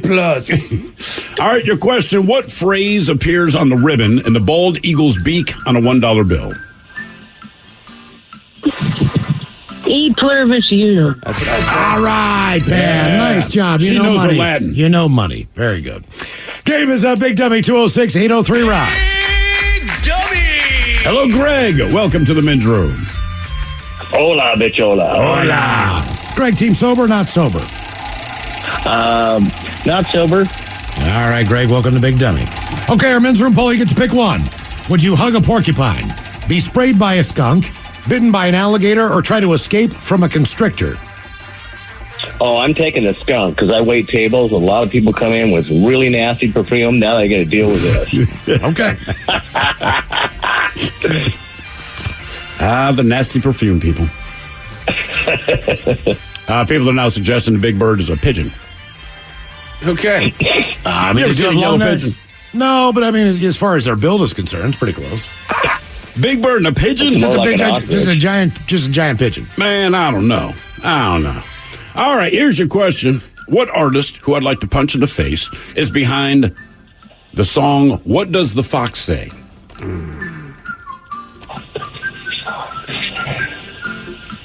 Mellencamp? No, it's a weird name. It's Yibis. Yibis, yeah. Y-I-V-I-S. Y-I-V. Well, that would be Eves, right? Never heard Is of it it. Eve? I don't know. Yeah. I don't know. Eve. They're just the people behind What Did the Fox It Say? used to be a disposable douche, so I remember it being on the counter. Oh, yeah. I'd said it one time to my mom, like, Eves, and she's like, no, it's Eve. Yeah. They named themselves after a disposable douche. Some or something. Aren't most douches disposable? Well, I hope it's I not mean, a does keeper. anyone reuse, like, oh, no, use it again, dude. Ours is mostly here, clean. borrow mine. Yeah, exactly. I would just assume it's like a condom. Like, yeah, I assume it's disposable. It's a family heirloom. Yeah. Run it through the dishwasher. Yeah, oh, God. The Galactic Prophylactic. Galactic prophylactic. It's a family heirloom. Oh, no. Yeah, that's what Han Solo wore. Yeah, man. You want the galactic ones, yeah. No, I know Han Solo. He didn't wear that. Keep my mouth shut. All right, your question. What were the Portsmouth Spartans renamed after the team was moved to Detroit? Titans? What was your guess? Titans? I'll say the Lions. It was, in fact, the Lions. Before that, they were the Portsmouth Spartans. Ironically enough, the Michigan State said, well, we'll take it. Right. Do you know the difference? Have you ever been to Portsmouth? I have not. Portsmouth, New Hampshire? Portsmouth, Virginia. Oh, Virginia. Yeah. No, I have not. There's no difference between there and Detroit. I'll leave it at that. Okay. All right, your question. Studies have shown that dogs can see what two colors? We always think they see in black and white. There are two colors that they can see. Green and red. No, they're not Christmas dogs. They're part of the war against Christmas. I don't know if you knew that. Mike, how did you know that? Blue and yellow, by the way, the I've two colors. seen it somewhere, but yeah, I remember it's a blue and yellow tint mixture between the two there. Huh. Yeah. That's so weird, man. Blue, and so if you're wearing jeans, they can see that you have legs. Exactly. Okay. Earlier this week, my wife said that she's pretty sure that my taste, my palate is a lot like how a dog sees. It's very muted. It's very, She wasn't giving you a compliment. No, she Just wasn't. in case you think she was. No, she that wasn't. is not a compliment. There's things that are missing. There's other tastes out there, and I just don't know what they are. Man, wives just insult their husbands They all the do. time. I mean, it's just like one long roast. I'm convinced all day. that you and your stupid friends go like, Jesus Christ, man. Finding the person to marry is apparently just finding the person that you can soft bully for the rest of your life. Yeah, that seems to be basically how it is. All right, your question. Who sang and won an Oscar for the theme song from the movie Shaft? He did another one, Chocolate Salty. Oh, God. The band or the name of the name of the artist? Artist. Mm-hmm. Well loved in South Park.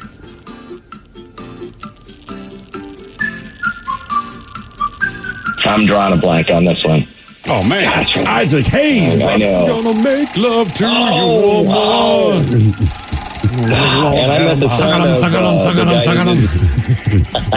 Question number 5, Greg. Question number 5. In what year were the first Air Jordan sneakers released? That same year, the Summer Olympics happened in Los Angeles, and Ronald Reagan was reelected. 81. 84. 84. Summer's always on an even number, typically. Other than the pandemic yeah, era. exactly. All right, your question. What state is the home to both the highest and lowest points in the lower 48? So Mount Whitney is the highest point. What was your guess? Nevada? California. California. Oh, so close. You got Death Valley, and you got Mount Whitney. Oh, hey, we have an update on our 8-foot, 2-inch friend, Big Bird. According to Google, thank you for doing the research, listeners, he's a bright yellow anthropomorphic canary. Oh, so you weren't really that far off. That clears it right up. Okay. I guess canary. Yeah. He's yellow. That's the only reason I guess that. They don't have hands, though. That's where the anthropomorphic comes in. Yes, they don't have hands. That'd be weird. If your canary has hands, it's not a canary. Get it out of your bird home. with hands, just walk up and takes it out of its hand. Just grabs the Cheeto right from him. What up, man? Thanks, man. Bitch slaps you and flies away. How'd you get out of the cage? You just opened it. I opened it, man. Damn. All right, your question. Clint Eastwood was once the mayor of what California city? It's a delicious candy. It is. Weed. I think they say it different. Yeah, Right? they do. Okay, that's what I thought. Sacramento? Carmel. Question 8. Man, we're having some big numbers today. We are. It might be me. Maybe the question. So, no, that first caller, man, like, brother, you had like 5 softballs and you just... All right, your question. What is the common name for the main vent at the top of a volcano? The crater? Bam. Got it. Good job, Greg. Good job. Right. Game is Big Dummy, 206-803-ROCK. Hello, Spencer. Welcome to the men's room. Aloha, bitchola. Hola. Spencer, are you sober or not sober? Spencer? Sober? Can you guys hear me? Oh, there we go. Are you Okay. sober or not sober? Sober. Sorry, guys. All right, no problem. Just don't do it again. Spencer, pick one. What are you going to do? Hug a porcupine? Get sprayed by a skunk? Bit by an alligator? Or escape from a constrictor? Skunk me up. Skunk me up. Yeah. Going out, baby. That's how I pick up all my women. Hey, baby. Hey, you want to do me a favor? You want to spell skunky? Why don't you skunk me up? I stink like a skunk, but I have like a champ. That's what R. Kelly used to tell people. Skunk it up. Somebody says, since we're on the subject, what kind of bird is Tweety? Tweety, I believe, was a canary. Yes. Little bird. With a terrible lisp. All right, your question, who plays Ali G? Who plays the character Ali G? Oh, man, it's that guy. Ted struggles with his name. Ted has never said this guy's name right the first time he tries to say it. That's not a joke. I know exactly who it is. I even know his wife. That's the redhead. Yeah, he did Borat. What is that guy? I don't know, man. I don't even want to tell you. I'm drawing a blank. I don't want to tell you. You can get upset when I tell you. I'll tell you right before we hang up. What'd you guess? Okay. I said Sebastian. No, that's not even close. All right, your question. Multiple choice. A group of interviewers is called a what? A delegation, a crew, a panel, or a council? So delegation, crew, panel, or council. What is a group of interviewers called? It's either delegation or panel. I'll go panel. Let's go. Wow, you are correct. By the way, the man who played Borat and Ali G is Sacha Baron Cohen. Sasha. Yep. I told you. I told you. Because I had Sebastian, too. Yeah, Sasha Baron Yeah, that's why I was like, I'm going to wait to tell you because I know you're going to get irritated. What does Ted say? It's Sasha Cohen Baron. But it's weird, man. He never gets it right. Anytime. Game is Big Dummy, 206-803-ROCK. Hello, Tom. Welcome to the men's room. Hola. Tom, are you on team sober or team not sober? I'm sober. All right, Tom, welcome to Big Dummy.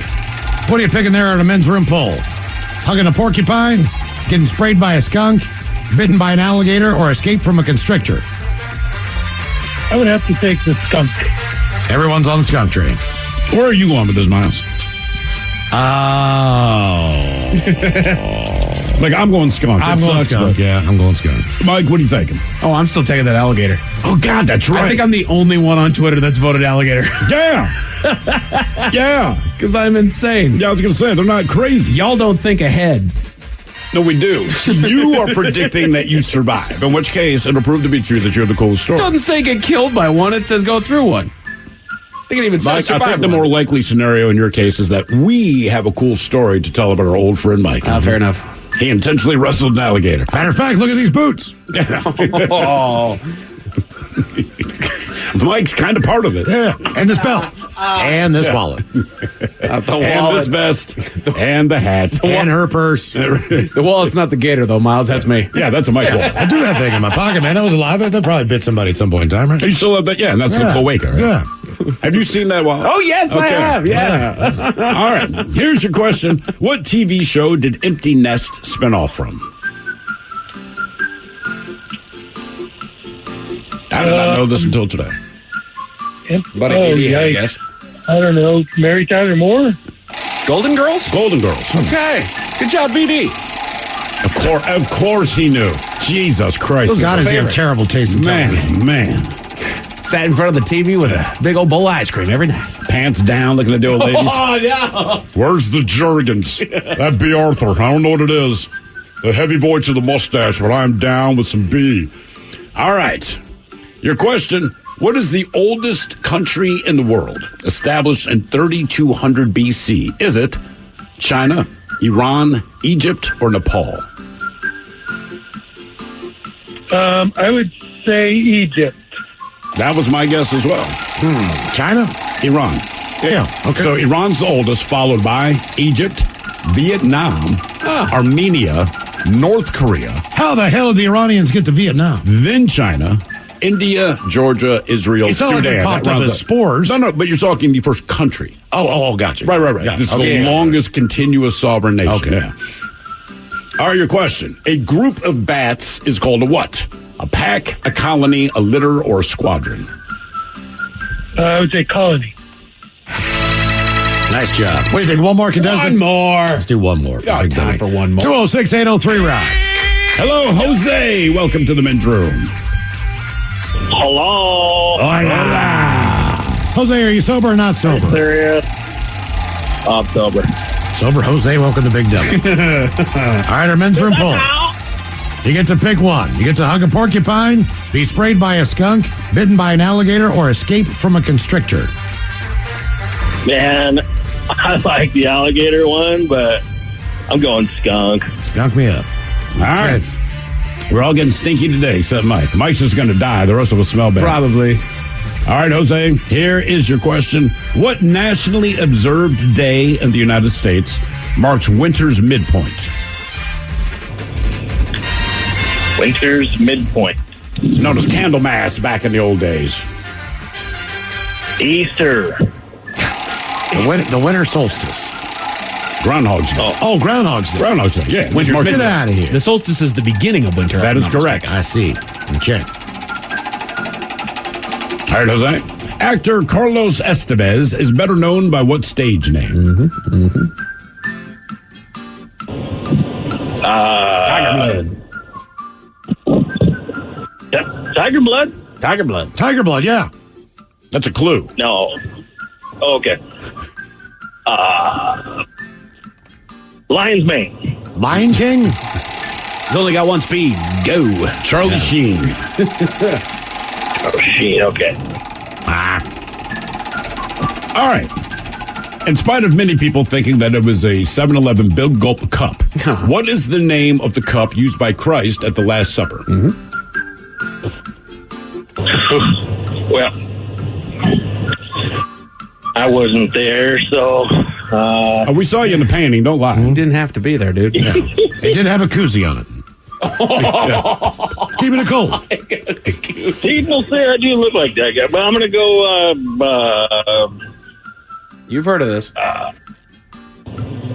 Beer Stein. Holy Grail. The Holy Grail. Oh. Question 4 of 20. Question number 4. Brothers Barry, Robin, and Maurice formed what pop group? It's 3. Barry, Robin, and Who in the... Well, their last name was Gibb. Mm-hmm. That helps you. Four guys? Three guys. Well, 4 brothers altogether, but only 3 were in one band. 3 in the band. Yeah, Barry Gibb, Robin Gibb, and Maurice Gibb. Jeez.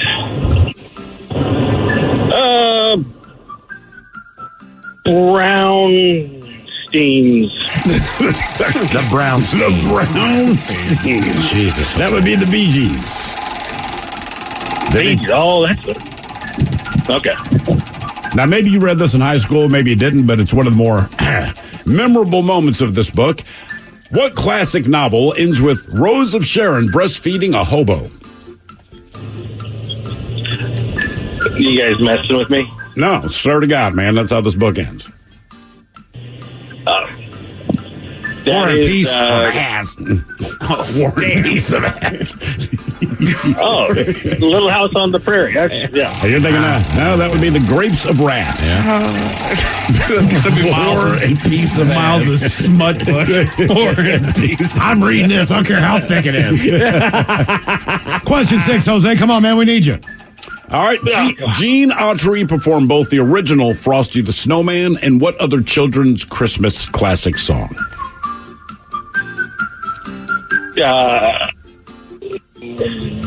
Christmas classic song. For kids, yeah. I'm going for kids. You hear it every year. I was going to say, usually when they show Frosty the Snowman, this particular program either comes on right before it or right after. Correct.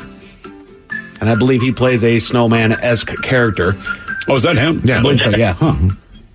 Oh, right. Kind of claymate, not claymated, but whatever that was. Oh, you're right, VD. That was Burl Ives, my bad. Jesus Christ. This is the Bluebird one. Bluebird bells. Blue. No, it is a color, Christmas, but not blue. Christmas Carol. Winter Wonderland. Rudolph the Red-Nosed Reindeer. I do love the movie Winter Wonderland. That's a good one. All right, your country.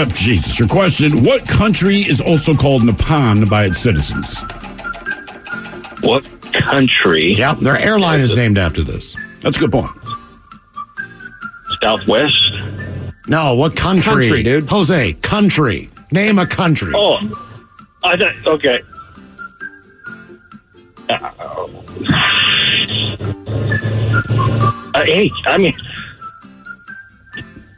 Peru. So close. So close, man. Japan.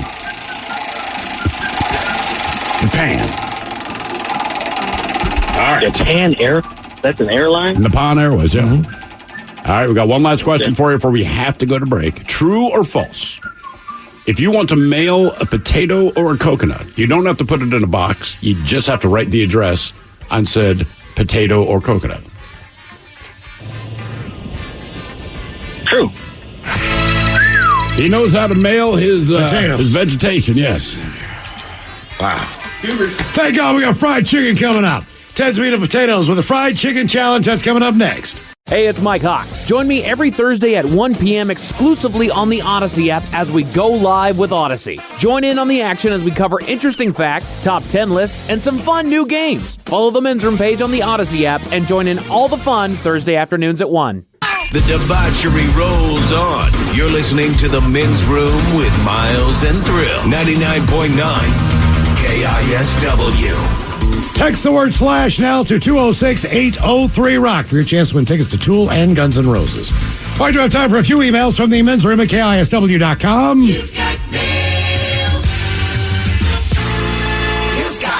Jumping into the birthdays, guys. My son Ashton, a.k.a. Forklift. He turns 21 years old today. He's a plumber. So we can maybe get the dirty German to talk about laying pipe and some advice from Miles. Much appreciated, guys. That from the dad. Yeah, well, I am not a plumber. I've been known to lay lots of pipe. Basically, wait for it to get long and sweaty. That's the best time for best insertion. All right. Ashton, think about this when you need a new computer. By simply searching for a new laptop, your current computer basically knows that you're trying to kill it. Jolos, can I get a shout out for my son Landon? On his 24th trip around the sun, how about a bong rip and maybe the dirty German on playing the bass? Thanks, fellas. Rock on. That's from Greg.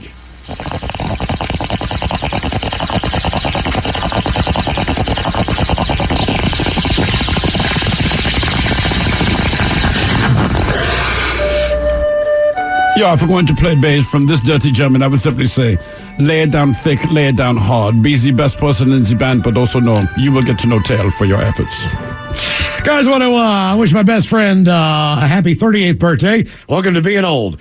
Can he get a reverse fart and the dirty German telling him how he's going to get his ass whooped on the golf course this weekend? Thanks, bitches. That from Soup Can Sal.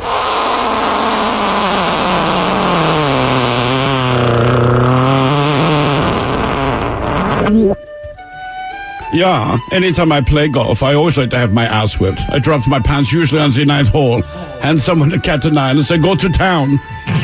Jesus.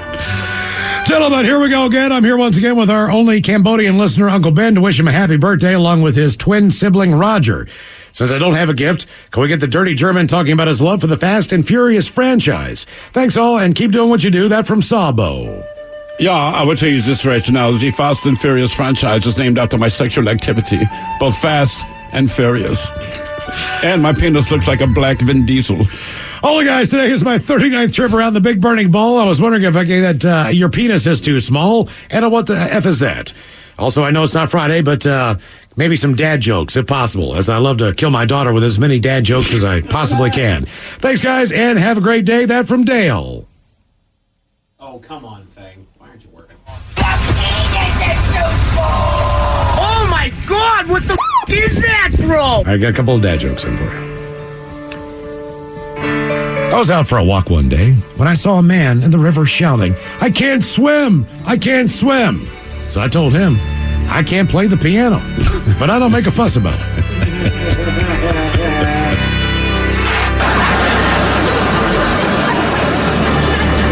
My boss hates when I shorten his name to Dick, especially because his name is James.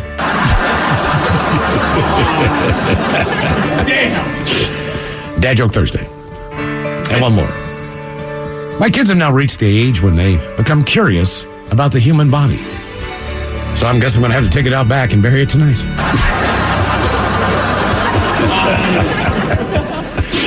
Couple more. I wish my dear friend Judy a very happy birthday. Judy is the mom of my boyfriend Noah and the grandma to our wee baby August. Amazing because she's loving, caring, and oh so creative. Also a hippie. Could you guys make her laugh by talking all over yourselves about how much fun it is to be a hippie? That from the fantastic Farron, Noah the carpenter, and the wee baby August. Yeah, I'll tell you about being a hippie. Greatest thing, man, about being a you have to shave. You don't have to wash your body. All you do is think, all you do is put that stinky ass up on you. And just walk outside naked, man. Nobody cares. Put some Grateful Dead stickers on your car, man. But the problem is you got to eat vegetables. Guys, Jesse and Sean, the twins, are 41 years old today. How about a big old bong rip and an OG fish sandwich?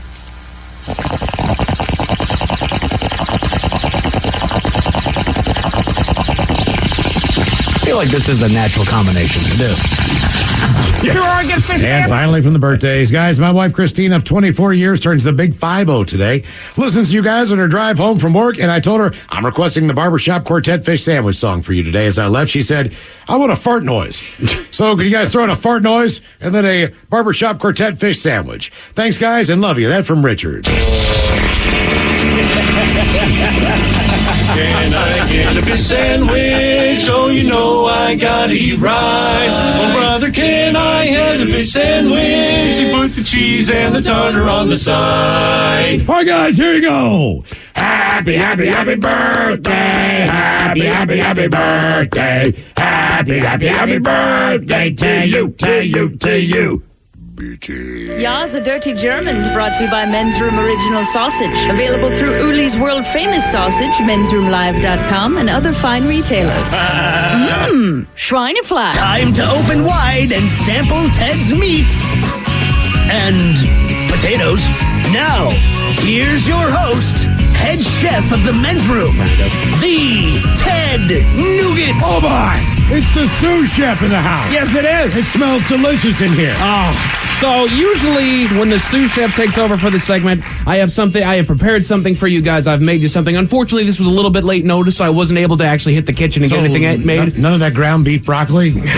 Not today, Miles. I know it's your favorite, buddy. Damn shame. Not today. So I did call in some backup, and I took the opportunity here. This is something that has been of contention on this show quite a bit. It's just basically the subject of fried chicken. There's a lot of different varieties. There's a lot of different companies and brands out there that give it a go, and we've always wondered which one is the best. Now, this is going away from your average KFCs, your Popeyes, your Churches, Wingstop, and BW3 and all that. This is going to the unsung heroes when it comes to the world of fried chicken, and that is the grocery store fried chicken. Agreed. Very much an unsung hero, man. It is one of those things. Maybe a KFC doesn't open until 10:30, 11 in your area. Oh, yeah. But Buckets of Fried Chicken, they go to birthday party, picnics at noon. Anything, They go on a fishing boat, at 7 a.m. in the morning. Oh, you know it. I mean, People for me, take buckets of chicken everywhere. If we have a bucket of chicken, like for dinner, it's probably not KFC. We stopped at the grocery store and just said, F it, get it there. Because it is some good stuff. Oh, we have a special guest today because the Ted Smith, of course, is that. So we brought in Taryn Daly. Hi, Taryn. Yeah. I am a fried chicken aficionado, so I feel like this is a really good place for me to be. Also, you said,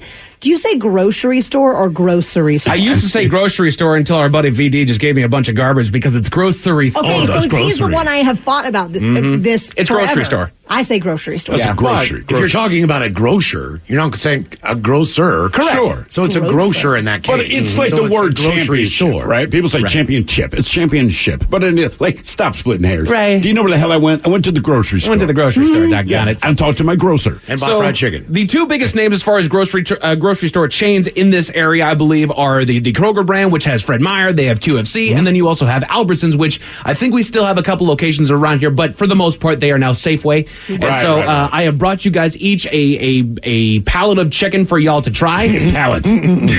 Or a snack size, as some would say. Now, Taryn, you said you are a fried chicken aficionado. Yes. All right. So if you're going out for fried chicken, one of the fast food places, where would you go first? I mean, I feel like KFC is pretty classic as far as it reminds me of my childhood. It's, kind of like a feel-good spot. I remember my cousin brought it to an existing party I was having at my house, and people lost their minds. So I might be a KFC girl, honestly. But in this area, Zell's was always my favorite. Zell's is fantastic. Heaven sent. But you will say, all these places have great sides, too. Oh, yeah. That goes a long way with the fried chicken spot, It really man. does. Mashed potatoes and gravy, coleslaw, You rolls, prefer a all the biscuit? stuff. Yes. A biscuit, or do you prefer a biscuit or a roll? Because Zell's does rolls, man, but the rolls, I used to think I was more of a biscuit guy with fried chicken. Then I had these Zell's rolls, which remind me of Hawaiian rolls. Sure. They are delicious. ridiculous. Yeah, I know. I only like the biscuit if they got the honey along with them. Well, typically that's sure. that's Popeyes. Yeah, exactly. Popeyes will give you the biscuit. And Popeyes has great fried chicken. Indeed. Yeah. So what I want you guys to do today, I'm going to invite you all to dive in there. Whoa. We have two different sections here. I'm not going to tell you which one is which. So let's try A over here right now. And as you guys dig into these, I've got some fun facts that you might not have known about fried chicken. But as you dive into it, I want you guys to consider the taste and texture of the skin, of the meat, the overall aroma, and the overall presentation. We're going to grade each and every one of those on a scale of 1 to 10. That we will tally up at the end of this, and we will figure out who has got the best fried chicken. So go ahead and dive into A right now. Let's see here. Things that you might not have known about fried chicken. It was actually invented by my people, the Scottish. It was actually the Scottish. That's right. They were the first to deep fry chicken in fat, and the rest would usually bake or boil it. And they brought the dish with them over here to America. And do they still eat fried chicken in Scotland? Because the UK notoriously is the worst food on earth, right? Sure. But Not they invented Scotland, fried frickin' chicken. Scottish know where it's at, man. Yeah, but KFC, as far as all the restaurants in the world, KFC, as far as our exports, they are more different, unique locations. Maybe than I know McDonald's is everywhere, but but it seems like KFC is world loved. Absolutely. Before World War II, it was a special occasion dish. Up until the early 1900s, fried chicken was a dish that was usually reserved for special occasions and holidays. Due to the relative scarcity of spring chickens and the need for such a high volume of fat, the lengthy preparation time also meant that it was rarely, if ever, found on restaurant menus. Interesting. It says here, slavery and segregation were essential in its rise to popularity. It says slaves were generally allowed That's goddamn right. to keep chickens, so frying them up on special occasions during the antebellum years became relatively commonplace, and because many restaurants were closed to blacks due to segregation, fried chicken became a go-to dish due to the fact that it traveled well in an era before refrigeration. Peanut butter and fried chicken, bitches. Peanut butter and fried chicken. Top that. Not all chickens are suitable for frying, it says. Today, just about all the chickens that you'll find at your supermarket or butcher shops are broilers, which have been bred specifically to be suitable for all types of cooking, including frying. Because older birds are tougher and require long cooking at low temperatures, in the early days, it was only the young chickens that were suitable for the high heat and the fast cooking time of fried chicken. So you got to wonder how they figured that out. I'm just going, Martha, this is the worst goddamn fried chicken I've had. Did you use that old-ass chicken? So, now, Taryn, if one of your chickens died... I was going to bring this up. Could we fry the damn thing up? You absolutely could, but to this point, the older the chicken is, like the tougher the meat is, and all of my birds are like ages probably 3 to 7. Got a couple old ladies in there. Those would not be ideal. I also if you get a 1-year-old, we can eat him. Yeah, I mean you could, but mine are I have layer hens. I do not have grower hens. Different. I have no idea what the difference. One's a grower, one's a shower. Yeah. One's a grower, one's a shower. So yeah, grower hens are the ones that you literally you feed to grow to eat. Okay, ours are layers. Right. So again, you could eat them, but that's not what they're. Would you name them if they were the other? No, really? I don't even name mine anymore. Just after like coyotes and things of that nature. I stopped naming them. I get too sad. Can growers do eggs? That's actually I've never done grower chickens. I would think so. Okay. I would think so. Real quick before we dive into B, let's run through the votes here real quick. So of that first round that you guys just went through, what would you each rate on a scale of 1 to 10 the presentation of the chicken, the way that it looked? Way it looked, I'll say 6. Miles gives it a 6. Mr. Hill? I give it about a 6. It was lighter than what I would expect. Taryn Daly? I'll give it a 7. A 7. All right. Okay. How about the aroma, the nice smell of the chicken that you got over there? It didn't have much, but to its credit, it didn't smell greasy. Okay. No, that's true. And the meat was tender and juicy. Okay, so it was crispy on the skin. Scale of 1 to 10 on the aroma. What would you guys give it, Miles? I'd say back to a 6. Back to a 6, Mr. Hill. I'll give it a 7 on that. 7, Taryn Daly. I'll go 6. 6. As far as the meat goes, scale of 1 to 10, Miles Montgomery. 7. Mr. Hill. 8. 8. Taryn Daly. I was going to say 8 too. 8 as well. And then on the skin, Miles Montgomery. I thought I could use a little bit more spice. Okay. But that's just me, so I'll say a 5. 5. Oh, wow. Steve Thrill Hill. I'm going to give it about a 6. A 6. Taryn Daly. I will go also 6. On a 6 as well. Okay. I'm going to tally those up here while you guys are diving in to section B right on over there. Take in mind again the presentation, the aroma, the meat, and the skin. Some more fun facts that you didn't know about fried chicken. Says there are variants around the world. Says fried chicken may be most closely associated with America, but in reality, you can find variations around the world. In Korea, it's fried twice and dunked in a sweet and spicy sauce. Yes. In Japan, it's cut into small pieces and fried in a similar style to tempura. In Thailand, it's given a powerful marinade and served alongside sticky rice. And in Senegal, it's coated in peanut flour. Interesting. Yeah. I do like some Korean fried chicken. Oh, yeah. That is good stuff. Yeah. Let's see here. Just doing a little Italian over here.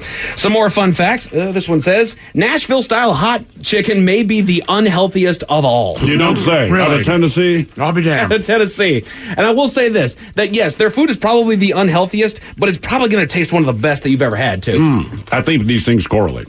Unhealthy equals really, really good. It does. It absolutely does. It says Broccoli's good for you, but broccoli tastes like ass. It says Nashville-style fried chicken, which is legendary for being very spicy, is definitely having a moment right now, even with KFC jumping on the bandwagon. But you may want to think twice before indulging. After the chicken comes into the fryer, it is dunked right into a vat of chili-infused oil, kicking up the calorie count to stratospheric levels. I think it's too much.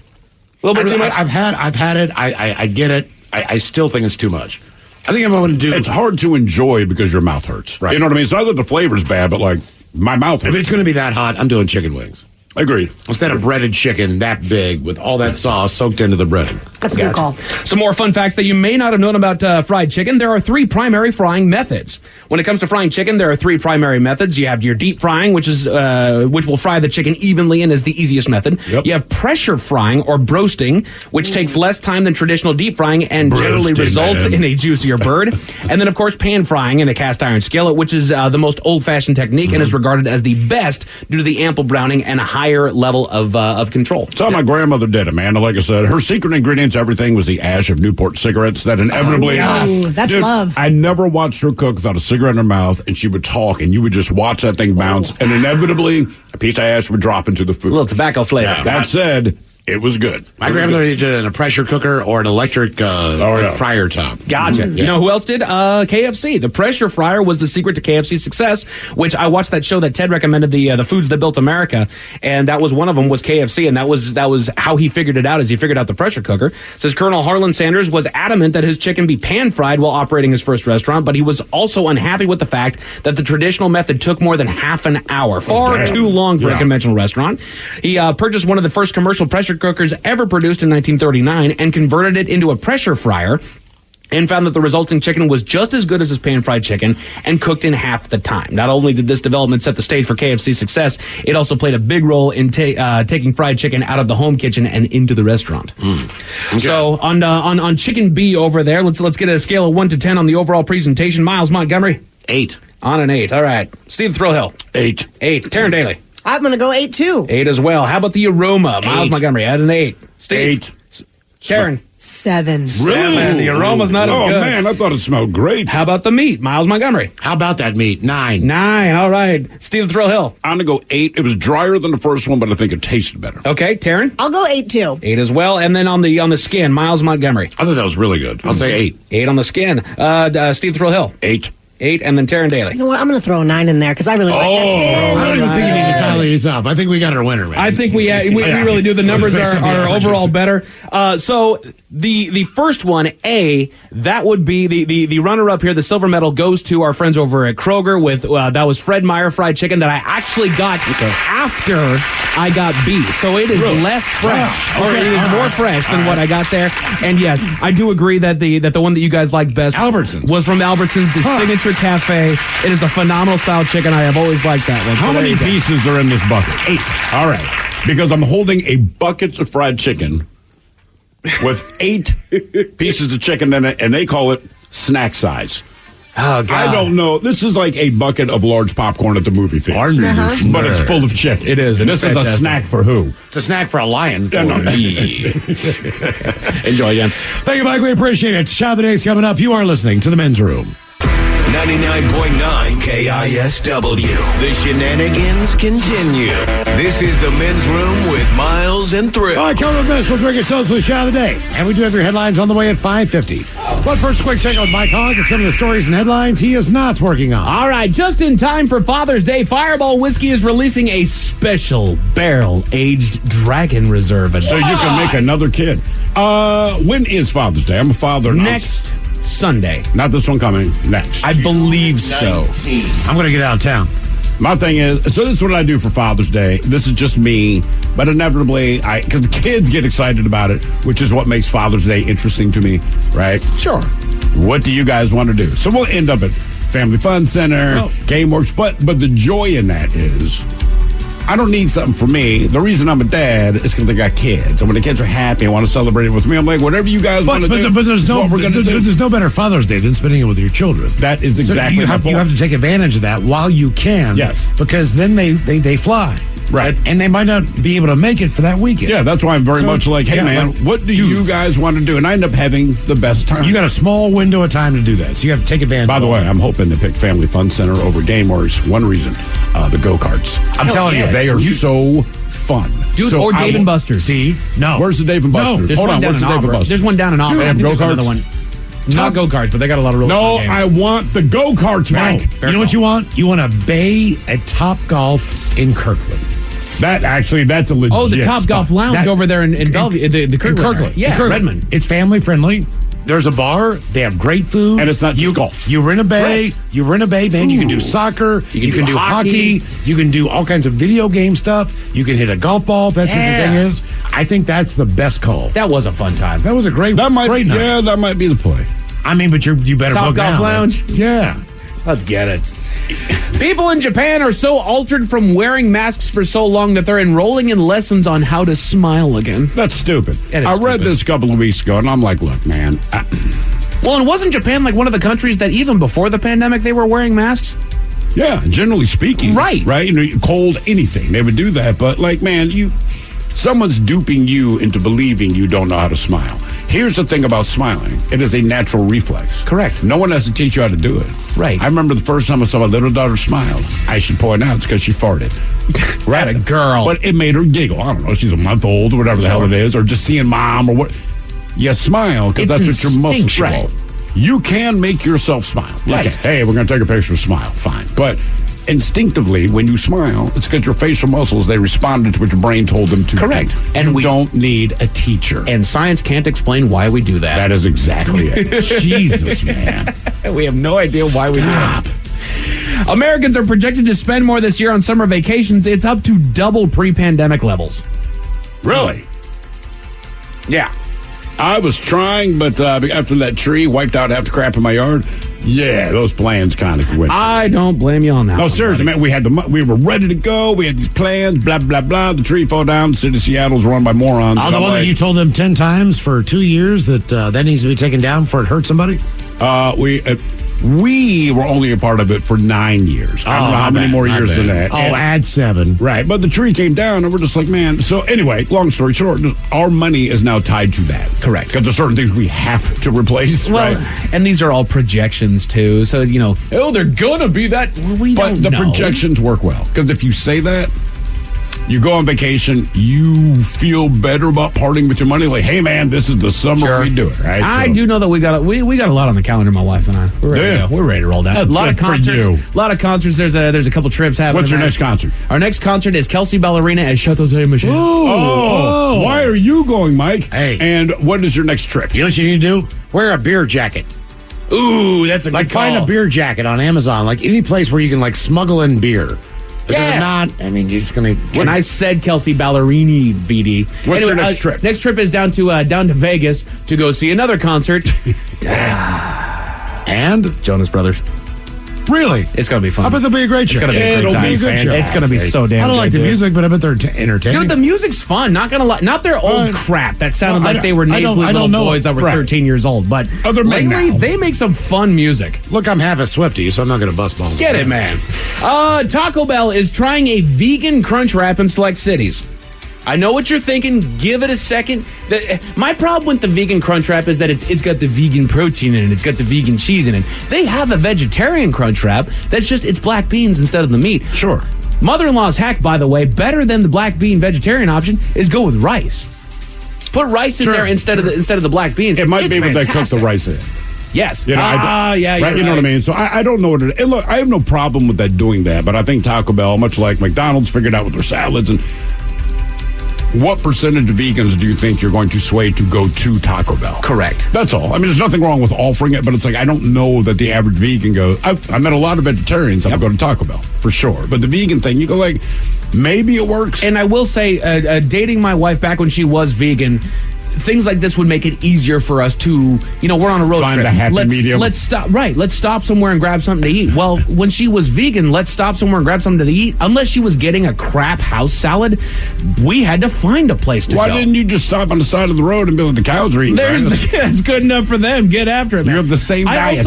I thought about this earlier this week, is that when it comes to vegan, vegetarian foods, you only really have a problem with it if somebody tells you that it's vegan or vegetarian, because I could give you a bean and cheese burrito. And I would not think a thing about it. You wouldn't care. I would just, there's no meat. Cheese quesadilla, whatever. Right. Yeah. They have options. Which isn't vegan, but it's vegetarian. But enough. Hey, man, do you want the vegetarian? I don't think any vegan, you're going to talk them into going to Taco Bell. I'm sorry. But either way, you have an option if you're a vegetarian. And there you go. But I feel like vegetarians have a different mindset than vegan. And there's nothing wrong with anything you want to do. But I'm saying vegetarians are like, hey, man, I just don't eat meat. Right. I will go to Taco Bell and get something without meat. Vegan seems a little more... Extreme is not the right word, but, there's... Just more specific. Strict. Right. Yeah, absolutely. Oh, let's see here. I don't even know how to segue into this one, so how about this? The Men's Room Top 10. The Men's Room Top 10. 10 laws you could be breaking without even knowing it. Here's a fun one for Spokane. Dancers in adult clubs have to keep the government-mandated distance from their customers, which would be 4 feet. So sorry, ladies. No tip for you. Yeah. because he goes to 3. Correct. Go to Coeur d'Alene, VD. It's only 5 miles. 10 laws that you could be breaking without even knowing it. Number 10, hanging a mask or dice from a rear view mirror. It says many states have laws against hanging air fresheners, fuzzy dice, graduation tassels, everything from rear view mirror. Dream catchers, all the things. Because it blocks your view. You assume they're going to be lenient because even if I'm two things. If I'm a cop and I know that's a law, I bet you a bunch of cops are even like, Jesus Christ, really? That's a law. That's a rule. You know what I mean? But, like, hey, man, honest to God, I did not know.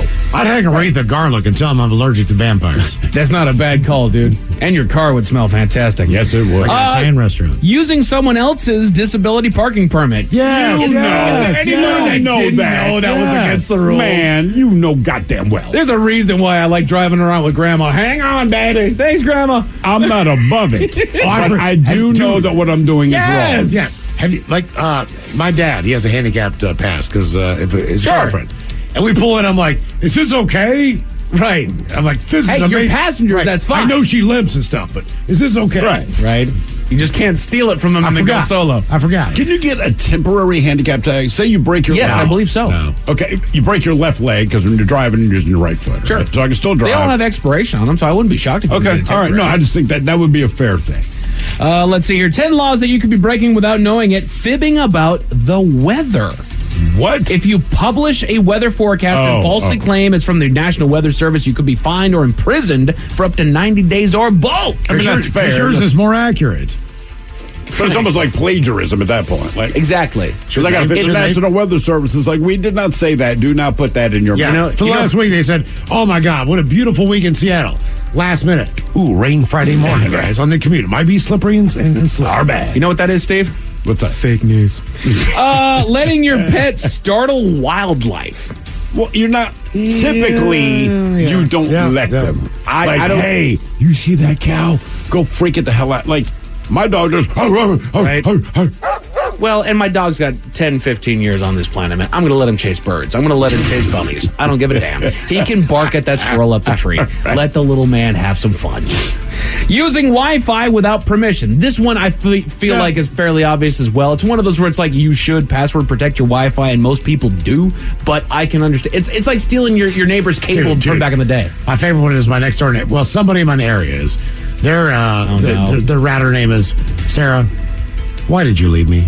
Oh, or Stacy. Dude, let it go. I think they're making a joke. But it's a cool, funny message. When I'm trying to connect, you know what I mean? Like at home on a different device. All the area. Different device. Wi-Fi's come up. Like, Stacy, why did you leave? Damn. And by the way, quick update. If you have a red handicap tag, that means it's temporary. The blue ones are permanent. Okay. A red handicap tag, right? Okay. You're dealing with what you're dealing with, but you will get better. Very cool, man. 10 laws that you could be breaking without even knowing it. Singing Macarena in public. What? Probably still okay to sing Macarena and other well-known songs around the campfire with your kids, but think twice before you lead a large group to join in on a catchy current. Well, the song's got a deep story to it, but I don't know if saying it matters. I wonder what that is. Well, I wonder if the artist said, if you're going to do it, I want my money. It says, depending on the factors like the volume and the number of people involved, doing so may break copyright laws. Yeah, okay, that's what I figured. It had to come from the artist itself. Indeed. Not right. Number 3, sharing your Netflix password, which I think kind of is self-explanatory. Is it illegal or does Netflix... Okay, you are breaking the law. Okay, Because you're giving somebody access to something that they didn't pay for. Does that include my kids? I think that's the gray area. I pay for it. No, they have their own little thing up there where you pick your profile. Right, because it's still on your Wi-Fi. It's on your home area. No, they can identify that. When you check into a hotel someplace, they're very specific. What is it? A text to your phone. Here's the code. Are you out of town? Are you there on leisure? Are you there on business? No, I just want my kids to have to work. That's all. Right. You bitches are not paying for this. I am. Right. And the only people that watch this goddamn thing are you. Mm-hmm. Hey, Macarena. Number 2, hosting a movie night. It says, do you know that dense wording about copyrights that flashes on the screen when you play a DVD? That's right. I thought that was because I know this is true when it comes to like sporting events. Like NFL, blah, blah, blah. Their thing is not so much, hey, you invited people over a Super Bowl party. It's that if you charge any money to anyone, sure, $5, you get to the party, that's when they're like, they can't make money. one thing that it says is that if you play the film, television show, or other recording in public, you are violating copyright. Okay, but here's the thing. Okay, all right. We do it all the time here. We do outdoor cinemas at various locations. Sure. Okay, you're not charging anybody to come and put up a lawn chair. It's just a communal event to hang out. Correct. If they want to go after those people, they're idiots. And if the cops can show up, they can. Even the cops would be like, it's against the law. We don't care. We're going to watch the movie. watching the Goonies. Yeah. Imagine being that neighbor like, I know this is against the law. Go arrest every person. Don't be that neighbor. But the number one law that you could be breaking without even knowing it, which you probably know it. Murder. Gambling. Wow. Gambling. So now you don't have the Colts. You have a roulette wheel in your house, but if you play a friendly game of poker or other gambling games, even at home, you may well be breaking the law on some states. Do you know why? Because they want to tax your winnings. That is exactly right, Miles. To get in your pocket. Okay, but let me ask you this. Exactly right. Who do you know that is playing at home, right? A bunch of guys over for poker night. We're not playing $10,000 worth of poker, brother. I mean, it's you still owe Uncle Sam money. I can imagine the feds busting like a gray hair poker night, like a senior center, whatever. That'd be awesome. I'm going to take that Tide coupon. I'm going to take 2 for 1 on the bounty paper towels. I'm all these depends. You can't use this as currency. Can't do it, man. I'm taking one of the rolls paper towels. Oh, man, I like this. Someone here says my Wi-Fi name is FBI surveillance van. Nice. Guaranteed no one will use his Wi-Fi. That's awesome. SWAT team. A man in Wisconsin was awaiting trial for stealing a police car, and you'll never believe what he did while he waited, Miles. What did he do? Tell you all about it at 5:50. All right, headlines are coming up at 5:50. In the meantime, it's going to contest on the line for Profile This at 206-803-ROCK. Hey, it's Mike Hawk. Join me every Thursday at 1 p.m. exclusively on the Odyssey app as we go live with Odyssey. Join in on the action as we cover interesting facts, top 10 lists, and some fun new games. Follow the Men's Room page on the Odyssey app and join in all the fun Thursday afternoons at 1. Hard to admit, it's drinking time. Somebody out there deserves to be recognized. And the Men's Room knows just who it is. So to you, we say, bottoms up, sailor. You're the toast of our shot of the day. Drink time it is. As usual, we head to the drink desk and Steve the Thrill Hill to find out who we're toasting. Yes, indeed. And Mike, I apologize. I'm what you call a thoromaniac. Do you know what that is? A thorocleptic. Sorry, thorocleptic. It means I steal thunder. Yeah. So I know you had this story for headlines, but I believe this person deserves to be toasted. Today we toast Jennifer Eversole. Jennifer Eversole, a.k.a. Mama Eversole on the old tickety talks there. Very recently, Jennifer, very cool, man, gave her daughter, a teenage daughter, gave her a manicure, and a daughter wanted the big fake nails, so she did the glue and the press-ons. Well, a few days later, Jennifer's eyes were irritated, maybe from doing this procedure. But she squeezed a few eye drops into her eyes, anticipating the soothing relief that should soon follow. Well, instead, she experienced, quote, intense burning, really bad burning, that felt really hot. That prompted her to squeeze her eyes shut quickly, like any of us would do. That turned out to be her second mistake. You see, her first mistake was using nail glue in place of the actual eye drops. Apparently, the eye drops and the nail glue, the bottles, they're the same size, they're the same shape, they're the same color. She even said to herself, after she did her daughter's nails, man, move this away from the counter so no one mistakes it. Yeah, the problem is she left them on the exact same dresser. So she glued her eyes shut with nail glue. Now, doctors were able to eventually open her eye, but this took several days, and she had to do numbing drops. She suffered blurry vision, the itchy discomfort, but finally, she can see again. This is not the first time I've heard this. Someone I know, their daughter, I believe, super glued their nostrils shut. They were a child, believed that it was nasal drops, right? Dipped their head back.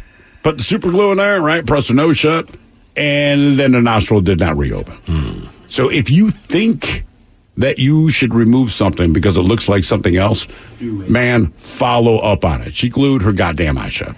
Anyway, we pour this booze and we drink this booze because we think it's yummy. Yummy! So over the tongue and down the throat to party in our tummies. Down the hola, bitchona! The Men's Room presents Profile This. Let's see, Thrill Hill, could you please tell everyone how Profile This is played? I sure can, Miles. It's a simple game where we share with you a real-life news story. Something that happened right here on planet Earth.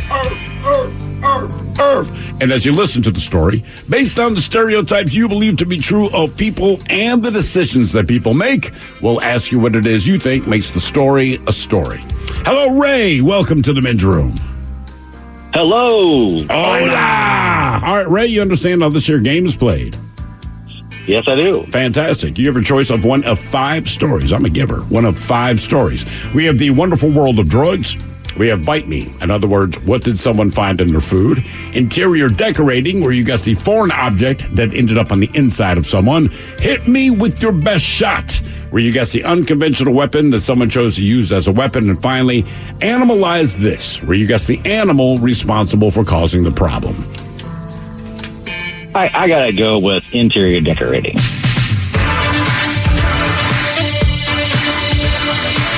And truth is advertised, this does involve the butt. Right. A man has been caught trying to smuggle contraband into a prison via his anus. Staff at LaPorte County Jail in Indiana made the discovery on a Wednesday when the man, an arrested suspect, refused to cooperate during a routine search. Well, the man reluctantly agreed to an electronic body scan where the jail's assistant commander of operations, one Lieutenant Jeff Holt, he observed what appeared to be a foreign object inside the anal cavity of the arrestee. Now, despite remaining uncooperative, a second scan found the object had moved slightly and could be identified. A spokesman for the jail added a short time later, the object was removed and the arrestee was processed without further incident. Now, details of the man's identity or what he was arrested for have not been made public, but Captain James Allen, he says Lieutenant Holt is commended for relying upon his training and experience to successfully preventing a dangerous object from making its way into the jail. The question is, what was the dangerous contraband up his backside? Was it a gun? Was it a knife? Was it cocaine, or was it a pair of scissors? So gun, knife, cocaine, or scissors, one of these things was in this man's anus. I'm going to go scissors. Rock, paper? Scissors, you bet. Ray, I'm going gun, man. I'm going to say that his catcher mitt was his holster. Mike, what are you thinking? I'm going to go with drugs on this one. You going to coke? All right, cocaine. All right. All right. Man, oh man. Okay. Find out what this guy had in his glory hole. Was it a gun, knife, cocaine, or scissors next? That was a tease. 99.9 KISW. We return to the men's room with Miles and Thrill. Our category is interior decorating. I'll profile this. With a man who attempted to smuggle stuff in his hot pocket into a jail. Object had moved around, so basically the guy who was inspecting him, he could see it coming out of his bear cave. So was it a gun, a knife, cocaine, or scissors? And Ray, that is the very question that we posed to you. Let us start with Mike Hawk. Mike, you went cocaine. Hot pocket. I knew it was too easy. It was not, in fact, cocaine. Miles Montgomery, you went with the gun, which is not unheard of because it has happened many times. And then Ray, you went with what I think is the dumbest choice, scissors. Oh, there you go, Ray. Someone need a haircut. That's awesome. Dude hid scissors in his butt. Good times. I mean, look, man. I can't explain that, man. Of all the things I'm going to smuggle into jail, I guarantee it's drugs or it is cigarettes. It is not scissors. Was it finger holes first or the... No. Because you got you can't do that. No. If you don't want the pointy end up in the backside. No, I know. How would you're saying you put fingers in? No, to put loops, the finger holes first. That way the pointy end sticking out the back. Man, hot pocket. I don't know. Now for all TV news all time for TV Time with Ted. And now, because your pathetic life is confined to countless hours in front of a talking box, the Men's Room presents TV Time with Ted. Hello, everybody. Hello, not Ted. Oh, yes. Miles, you actually brought this one across my desk today. Everybody here familiar with the show known as South Park? Of course. Trey Parker, Matt One of my Stone. all-time favorites. Agreed. As far as one of the people love Seinfeld, But as far as one of the longest running shows on television that consistently is on top of politics, Family Guy does a great job. They do a phenomenal Simpsons job. do too. South Park, they get right at it.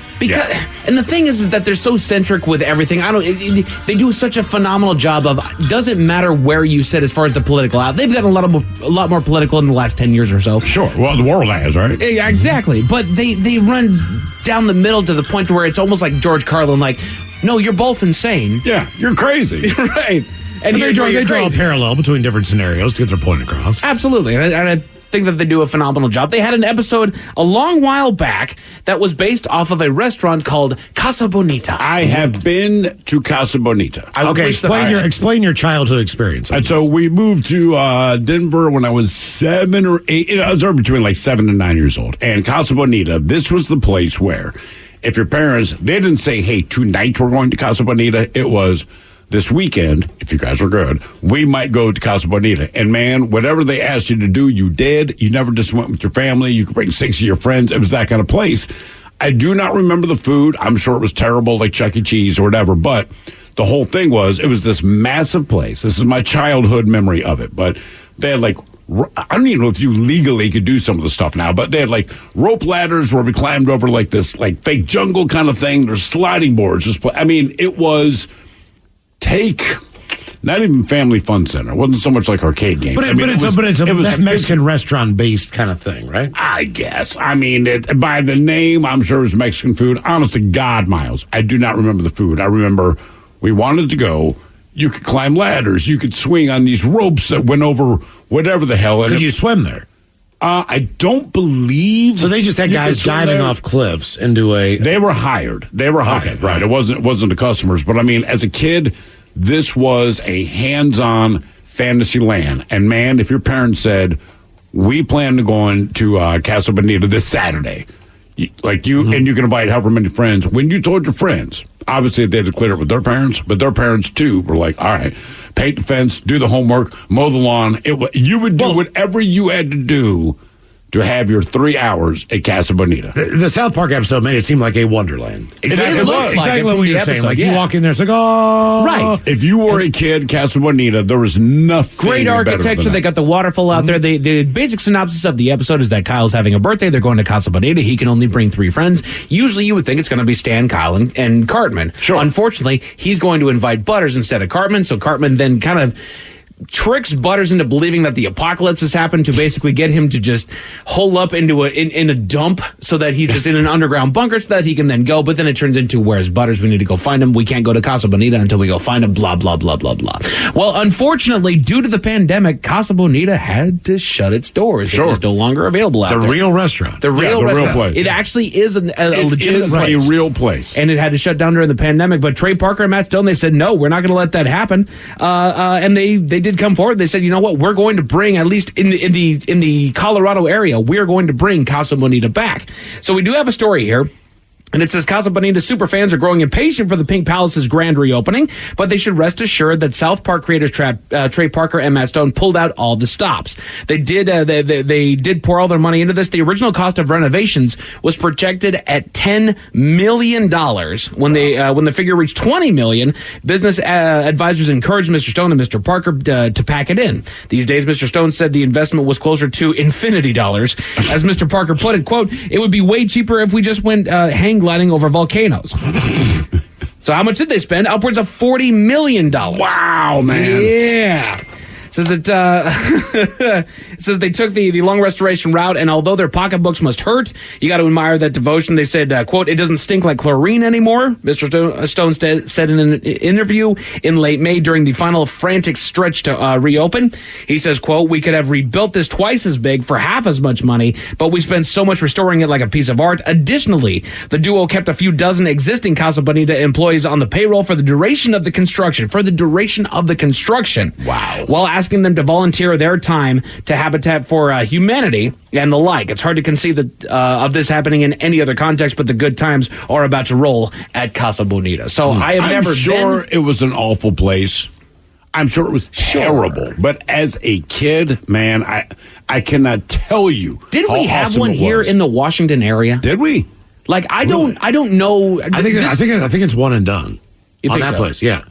So like Pete Davidson and Colin Jost, they bought a ferry in Staten Island, and they were going to refurbish it, the idea, and make it like a docked floating restaurant that you could take on a small cruise. Yeah. All those different things. If you want to rent out for parties, blah, blah, blah, blah. The reason they bought it was because they were both so stoned and they saw it was for sale. These guys actually grew up in that area. Yeah. And they wanted to restore, like, basically what it would be like. Childhood memory. Your favorite place, kind of like Cinerama, which hopefully will open up, hopefully soon. God willing, you bet. Same idea. Paul Allen came in there and said, like, no, we're going to redo this thing. I grew up here. This is where I watched all my favorite movies. They did the same thing, but it's $40 million. Oh, yeah. It's a ton of money. And safe to say that after it opens back up, it's going to get a lot of love, at least from the South Park community. It will become a place of tourism, especially if it is in the South Park, Colorado area, which got me thinking. And they'd be smart to bring in some South Park aspects of that. Within that, bet, based on the fact that they own it. But it got me thinking. It was like, how many places do people go because of seeing it in TV? I know for one, I've wanted to go see Albuquerque, New Mexico, not just because of Bugs Bunny, but also because of Breaking Bad. Sure. I was there recently, and it's not as bad as people say. It's got its problems. Tell me a city that does not. It's in the middle of a desert. Well, these are original places that are based in there, not like a Planet Hollywood, right? Just a bunch of guys came together and threw their movie stuff in. So I've actually got a list here from the Family Handyman. That's the 15 towns made famous because of TV. North Caldwell, New Jersey, being one. Anybody know Sopranos? what Sopranos? You're exactly right. Took place in North Caldwell, New Jersey. So a lot of people are checking that one out. Litchfield, New York. Anybody know what show made Litchfield, New York on the map? Netflix show, kind of the early stages of Netflix becoming like, hey, you got to go see this original show on Netflix. Is that Stranger Things? Orange is the New Black. Oh, if you remember that one. It's made Litchfield, New York famous thanks to a setting in a fictional prison in a small town. What about that show made you want to go?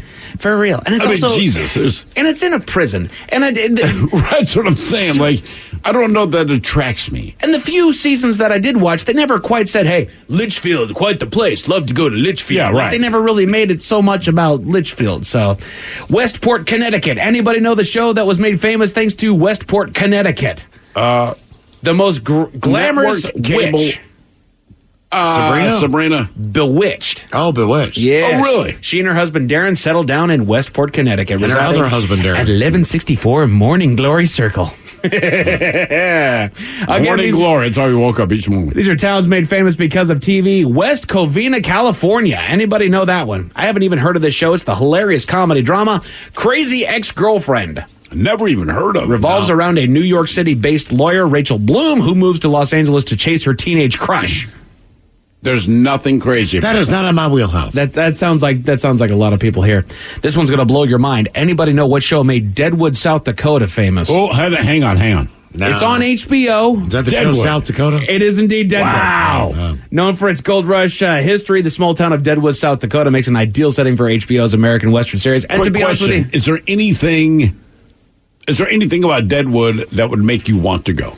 I think it became a place to go just based on the picture that I got here, which is probably going to delete as soon as I turn it back. It looks like awful. Looks like they turned it into a Deadwood used to have a statue of Bob Dole, and then they took it down. Once you found Viagra. Yep. They had a statue of Bob Dole. I can't imagine a better statue to hang. Welcome to Deadwood. Bob Dole. Doggone computer screen. Someone here says, I remember Casa Bonita. Average Mexican food. I love the Cliff Divers, etc. My first date, we went to the cave inside. Ooh. I'll leave that alone. But yeah. I'm probably going to say this wrong, but Genoa City, Wisconsin? Genoa City, Wisconsin. Anybody know the TV show that made Genoa City, Wisconsin famous? Serving as an energetic metropolitan area in The Young and the Restless. The real-life town has a minuscule population of just above 3,000. That's kind of cool because most of that stuff was L.A. or New York. Sure. Right. Opera-wise.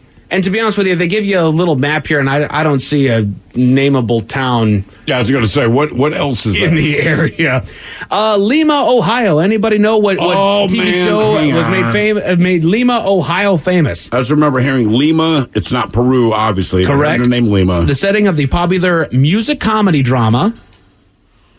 Music, the emphasis on the music there. Glee? There you go. Okay. Glee was Lima, Ohio, and Glee put the city on the map in a big old way. I'm curious to know if the people that live there are happy about that. The thing is that the Tourist Information Center is literally just a a train rail car that's sitting on a suspended train rail. That's what I'm saying. If I live in a place like Lima, Peru, chances are it's because I don't want to interact with a lot of tourists. Sure. Right? That's why I would choose to be there as an adult. So I wonder if they're just like, God damn it.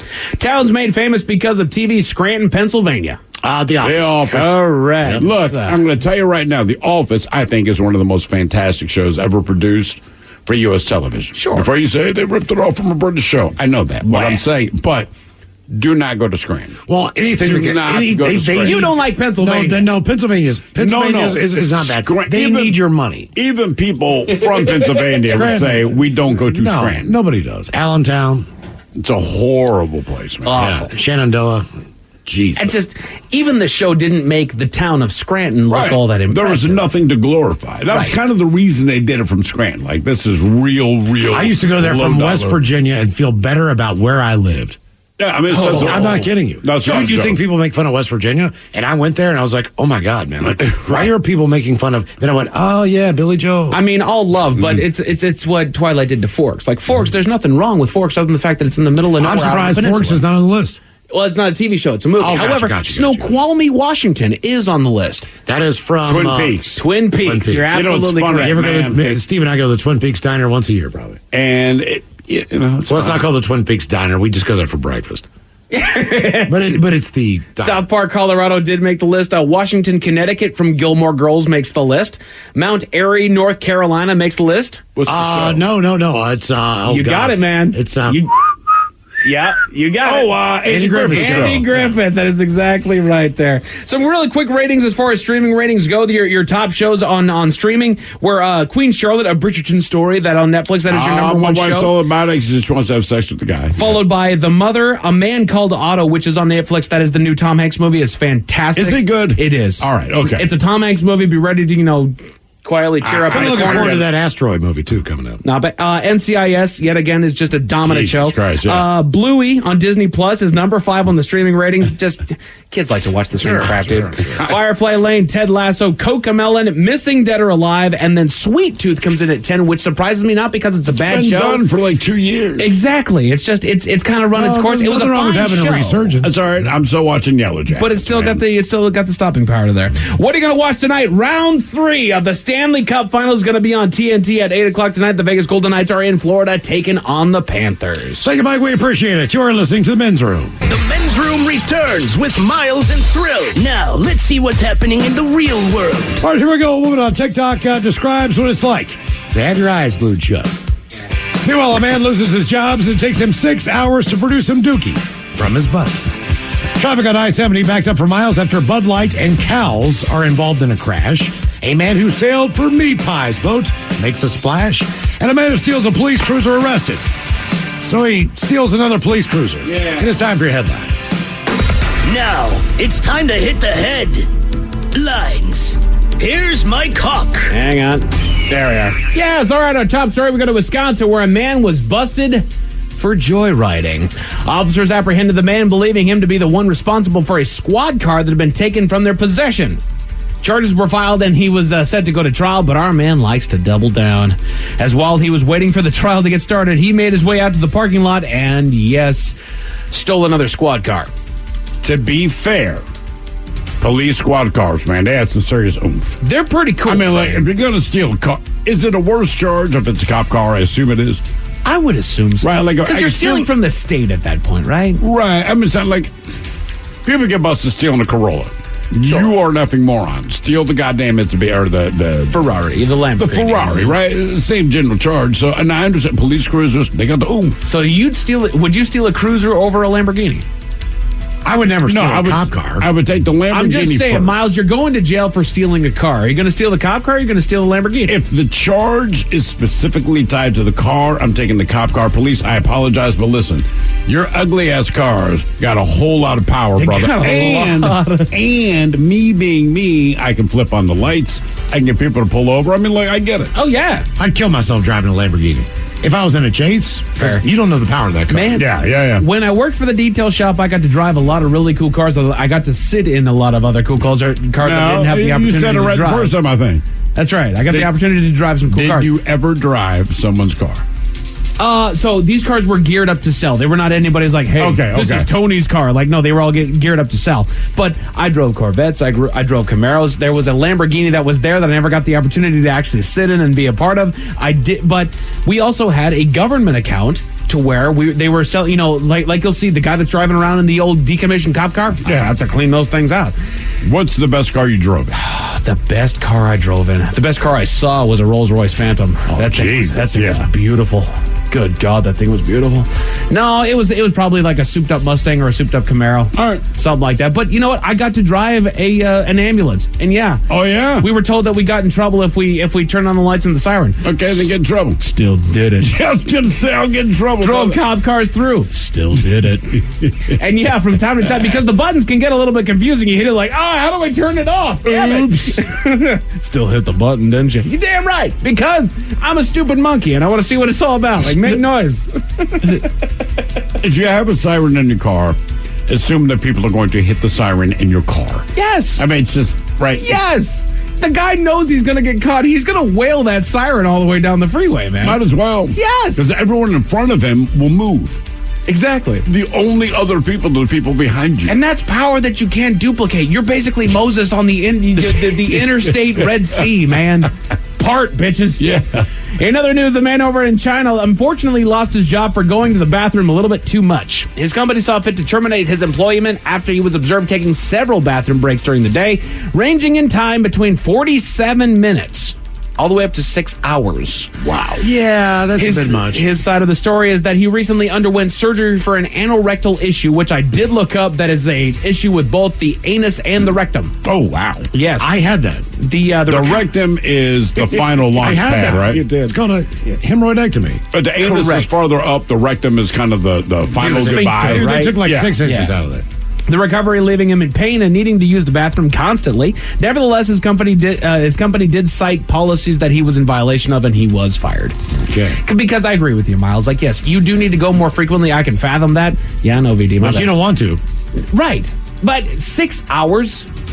You had to sit there for 6 hours? Yeah. Then you don't have a problem. Since VD's in your head right now when you're doing this. If I sit on the toilet for 6 hours, I will eventually. Tell me he has to come in for Dirty Big Dummy. Oh, is it time for Dirty Big Dummy? Yeah, he can't leave yet. If he's going to chirp in your ear when you're on the air, he didn't chirp in my ear because I only said that because he's much like you did with him. That there's that buzzword that he keeps using. I do the same thing with my own buzzword. Right. Mine's Fathom. So enjoy that. That's it for your headlines. With that, my talk is out. Tool and Guns N' Roses tickets coming up with the lovely Taryn Daly. The secret word 724 for you to text in at 206-803-ROCK. Wow, 724. She's very specific. 724. In the meantime, we be all about this bitch for 180 seconds or so. So until then, please do what you do best. And for Aletha's sake, stay beautiful.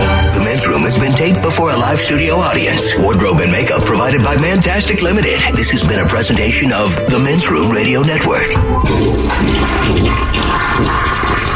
Oh, man! A Double Flush production.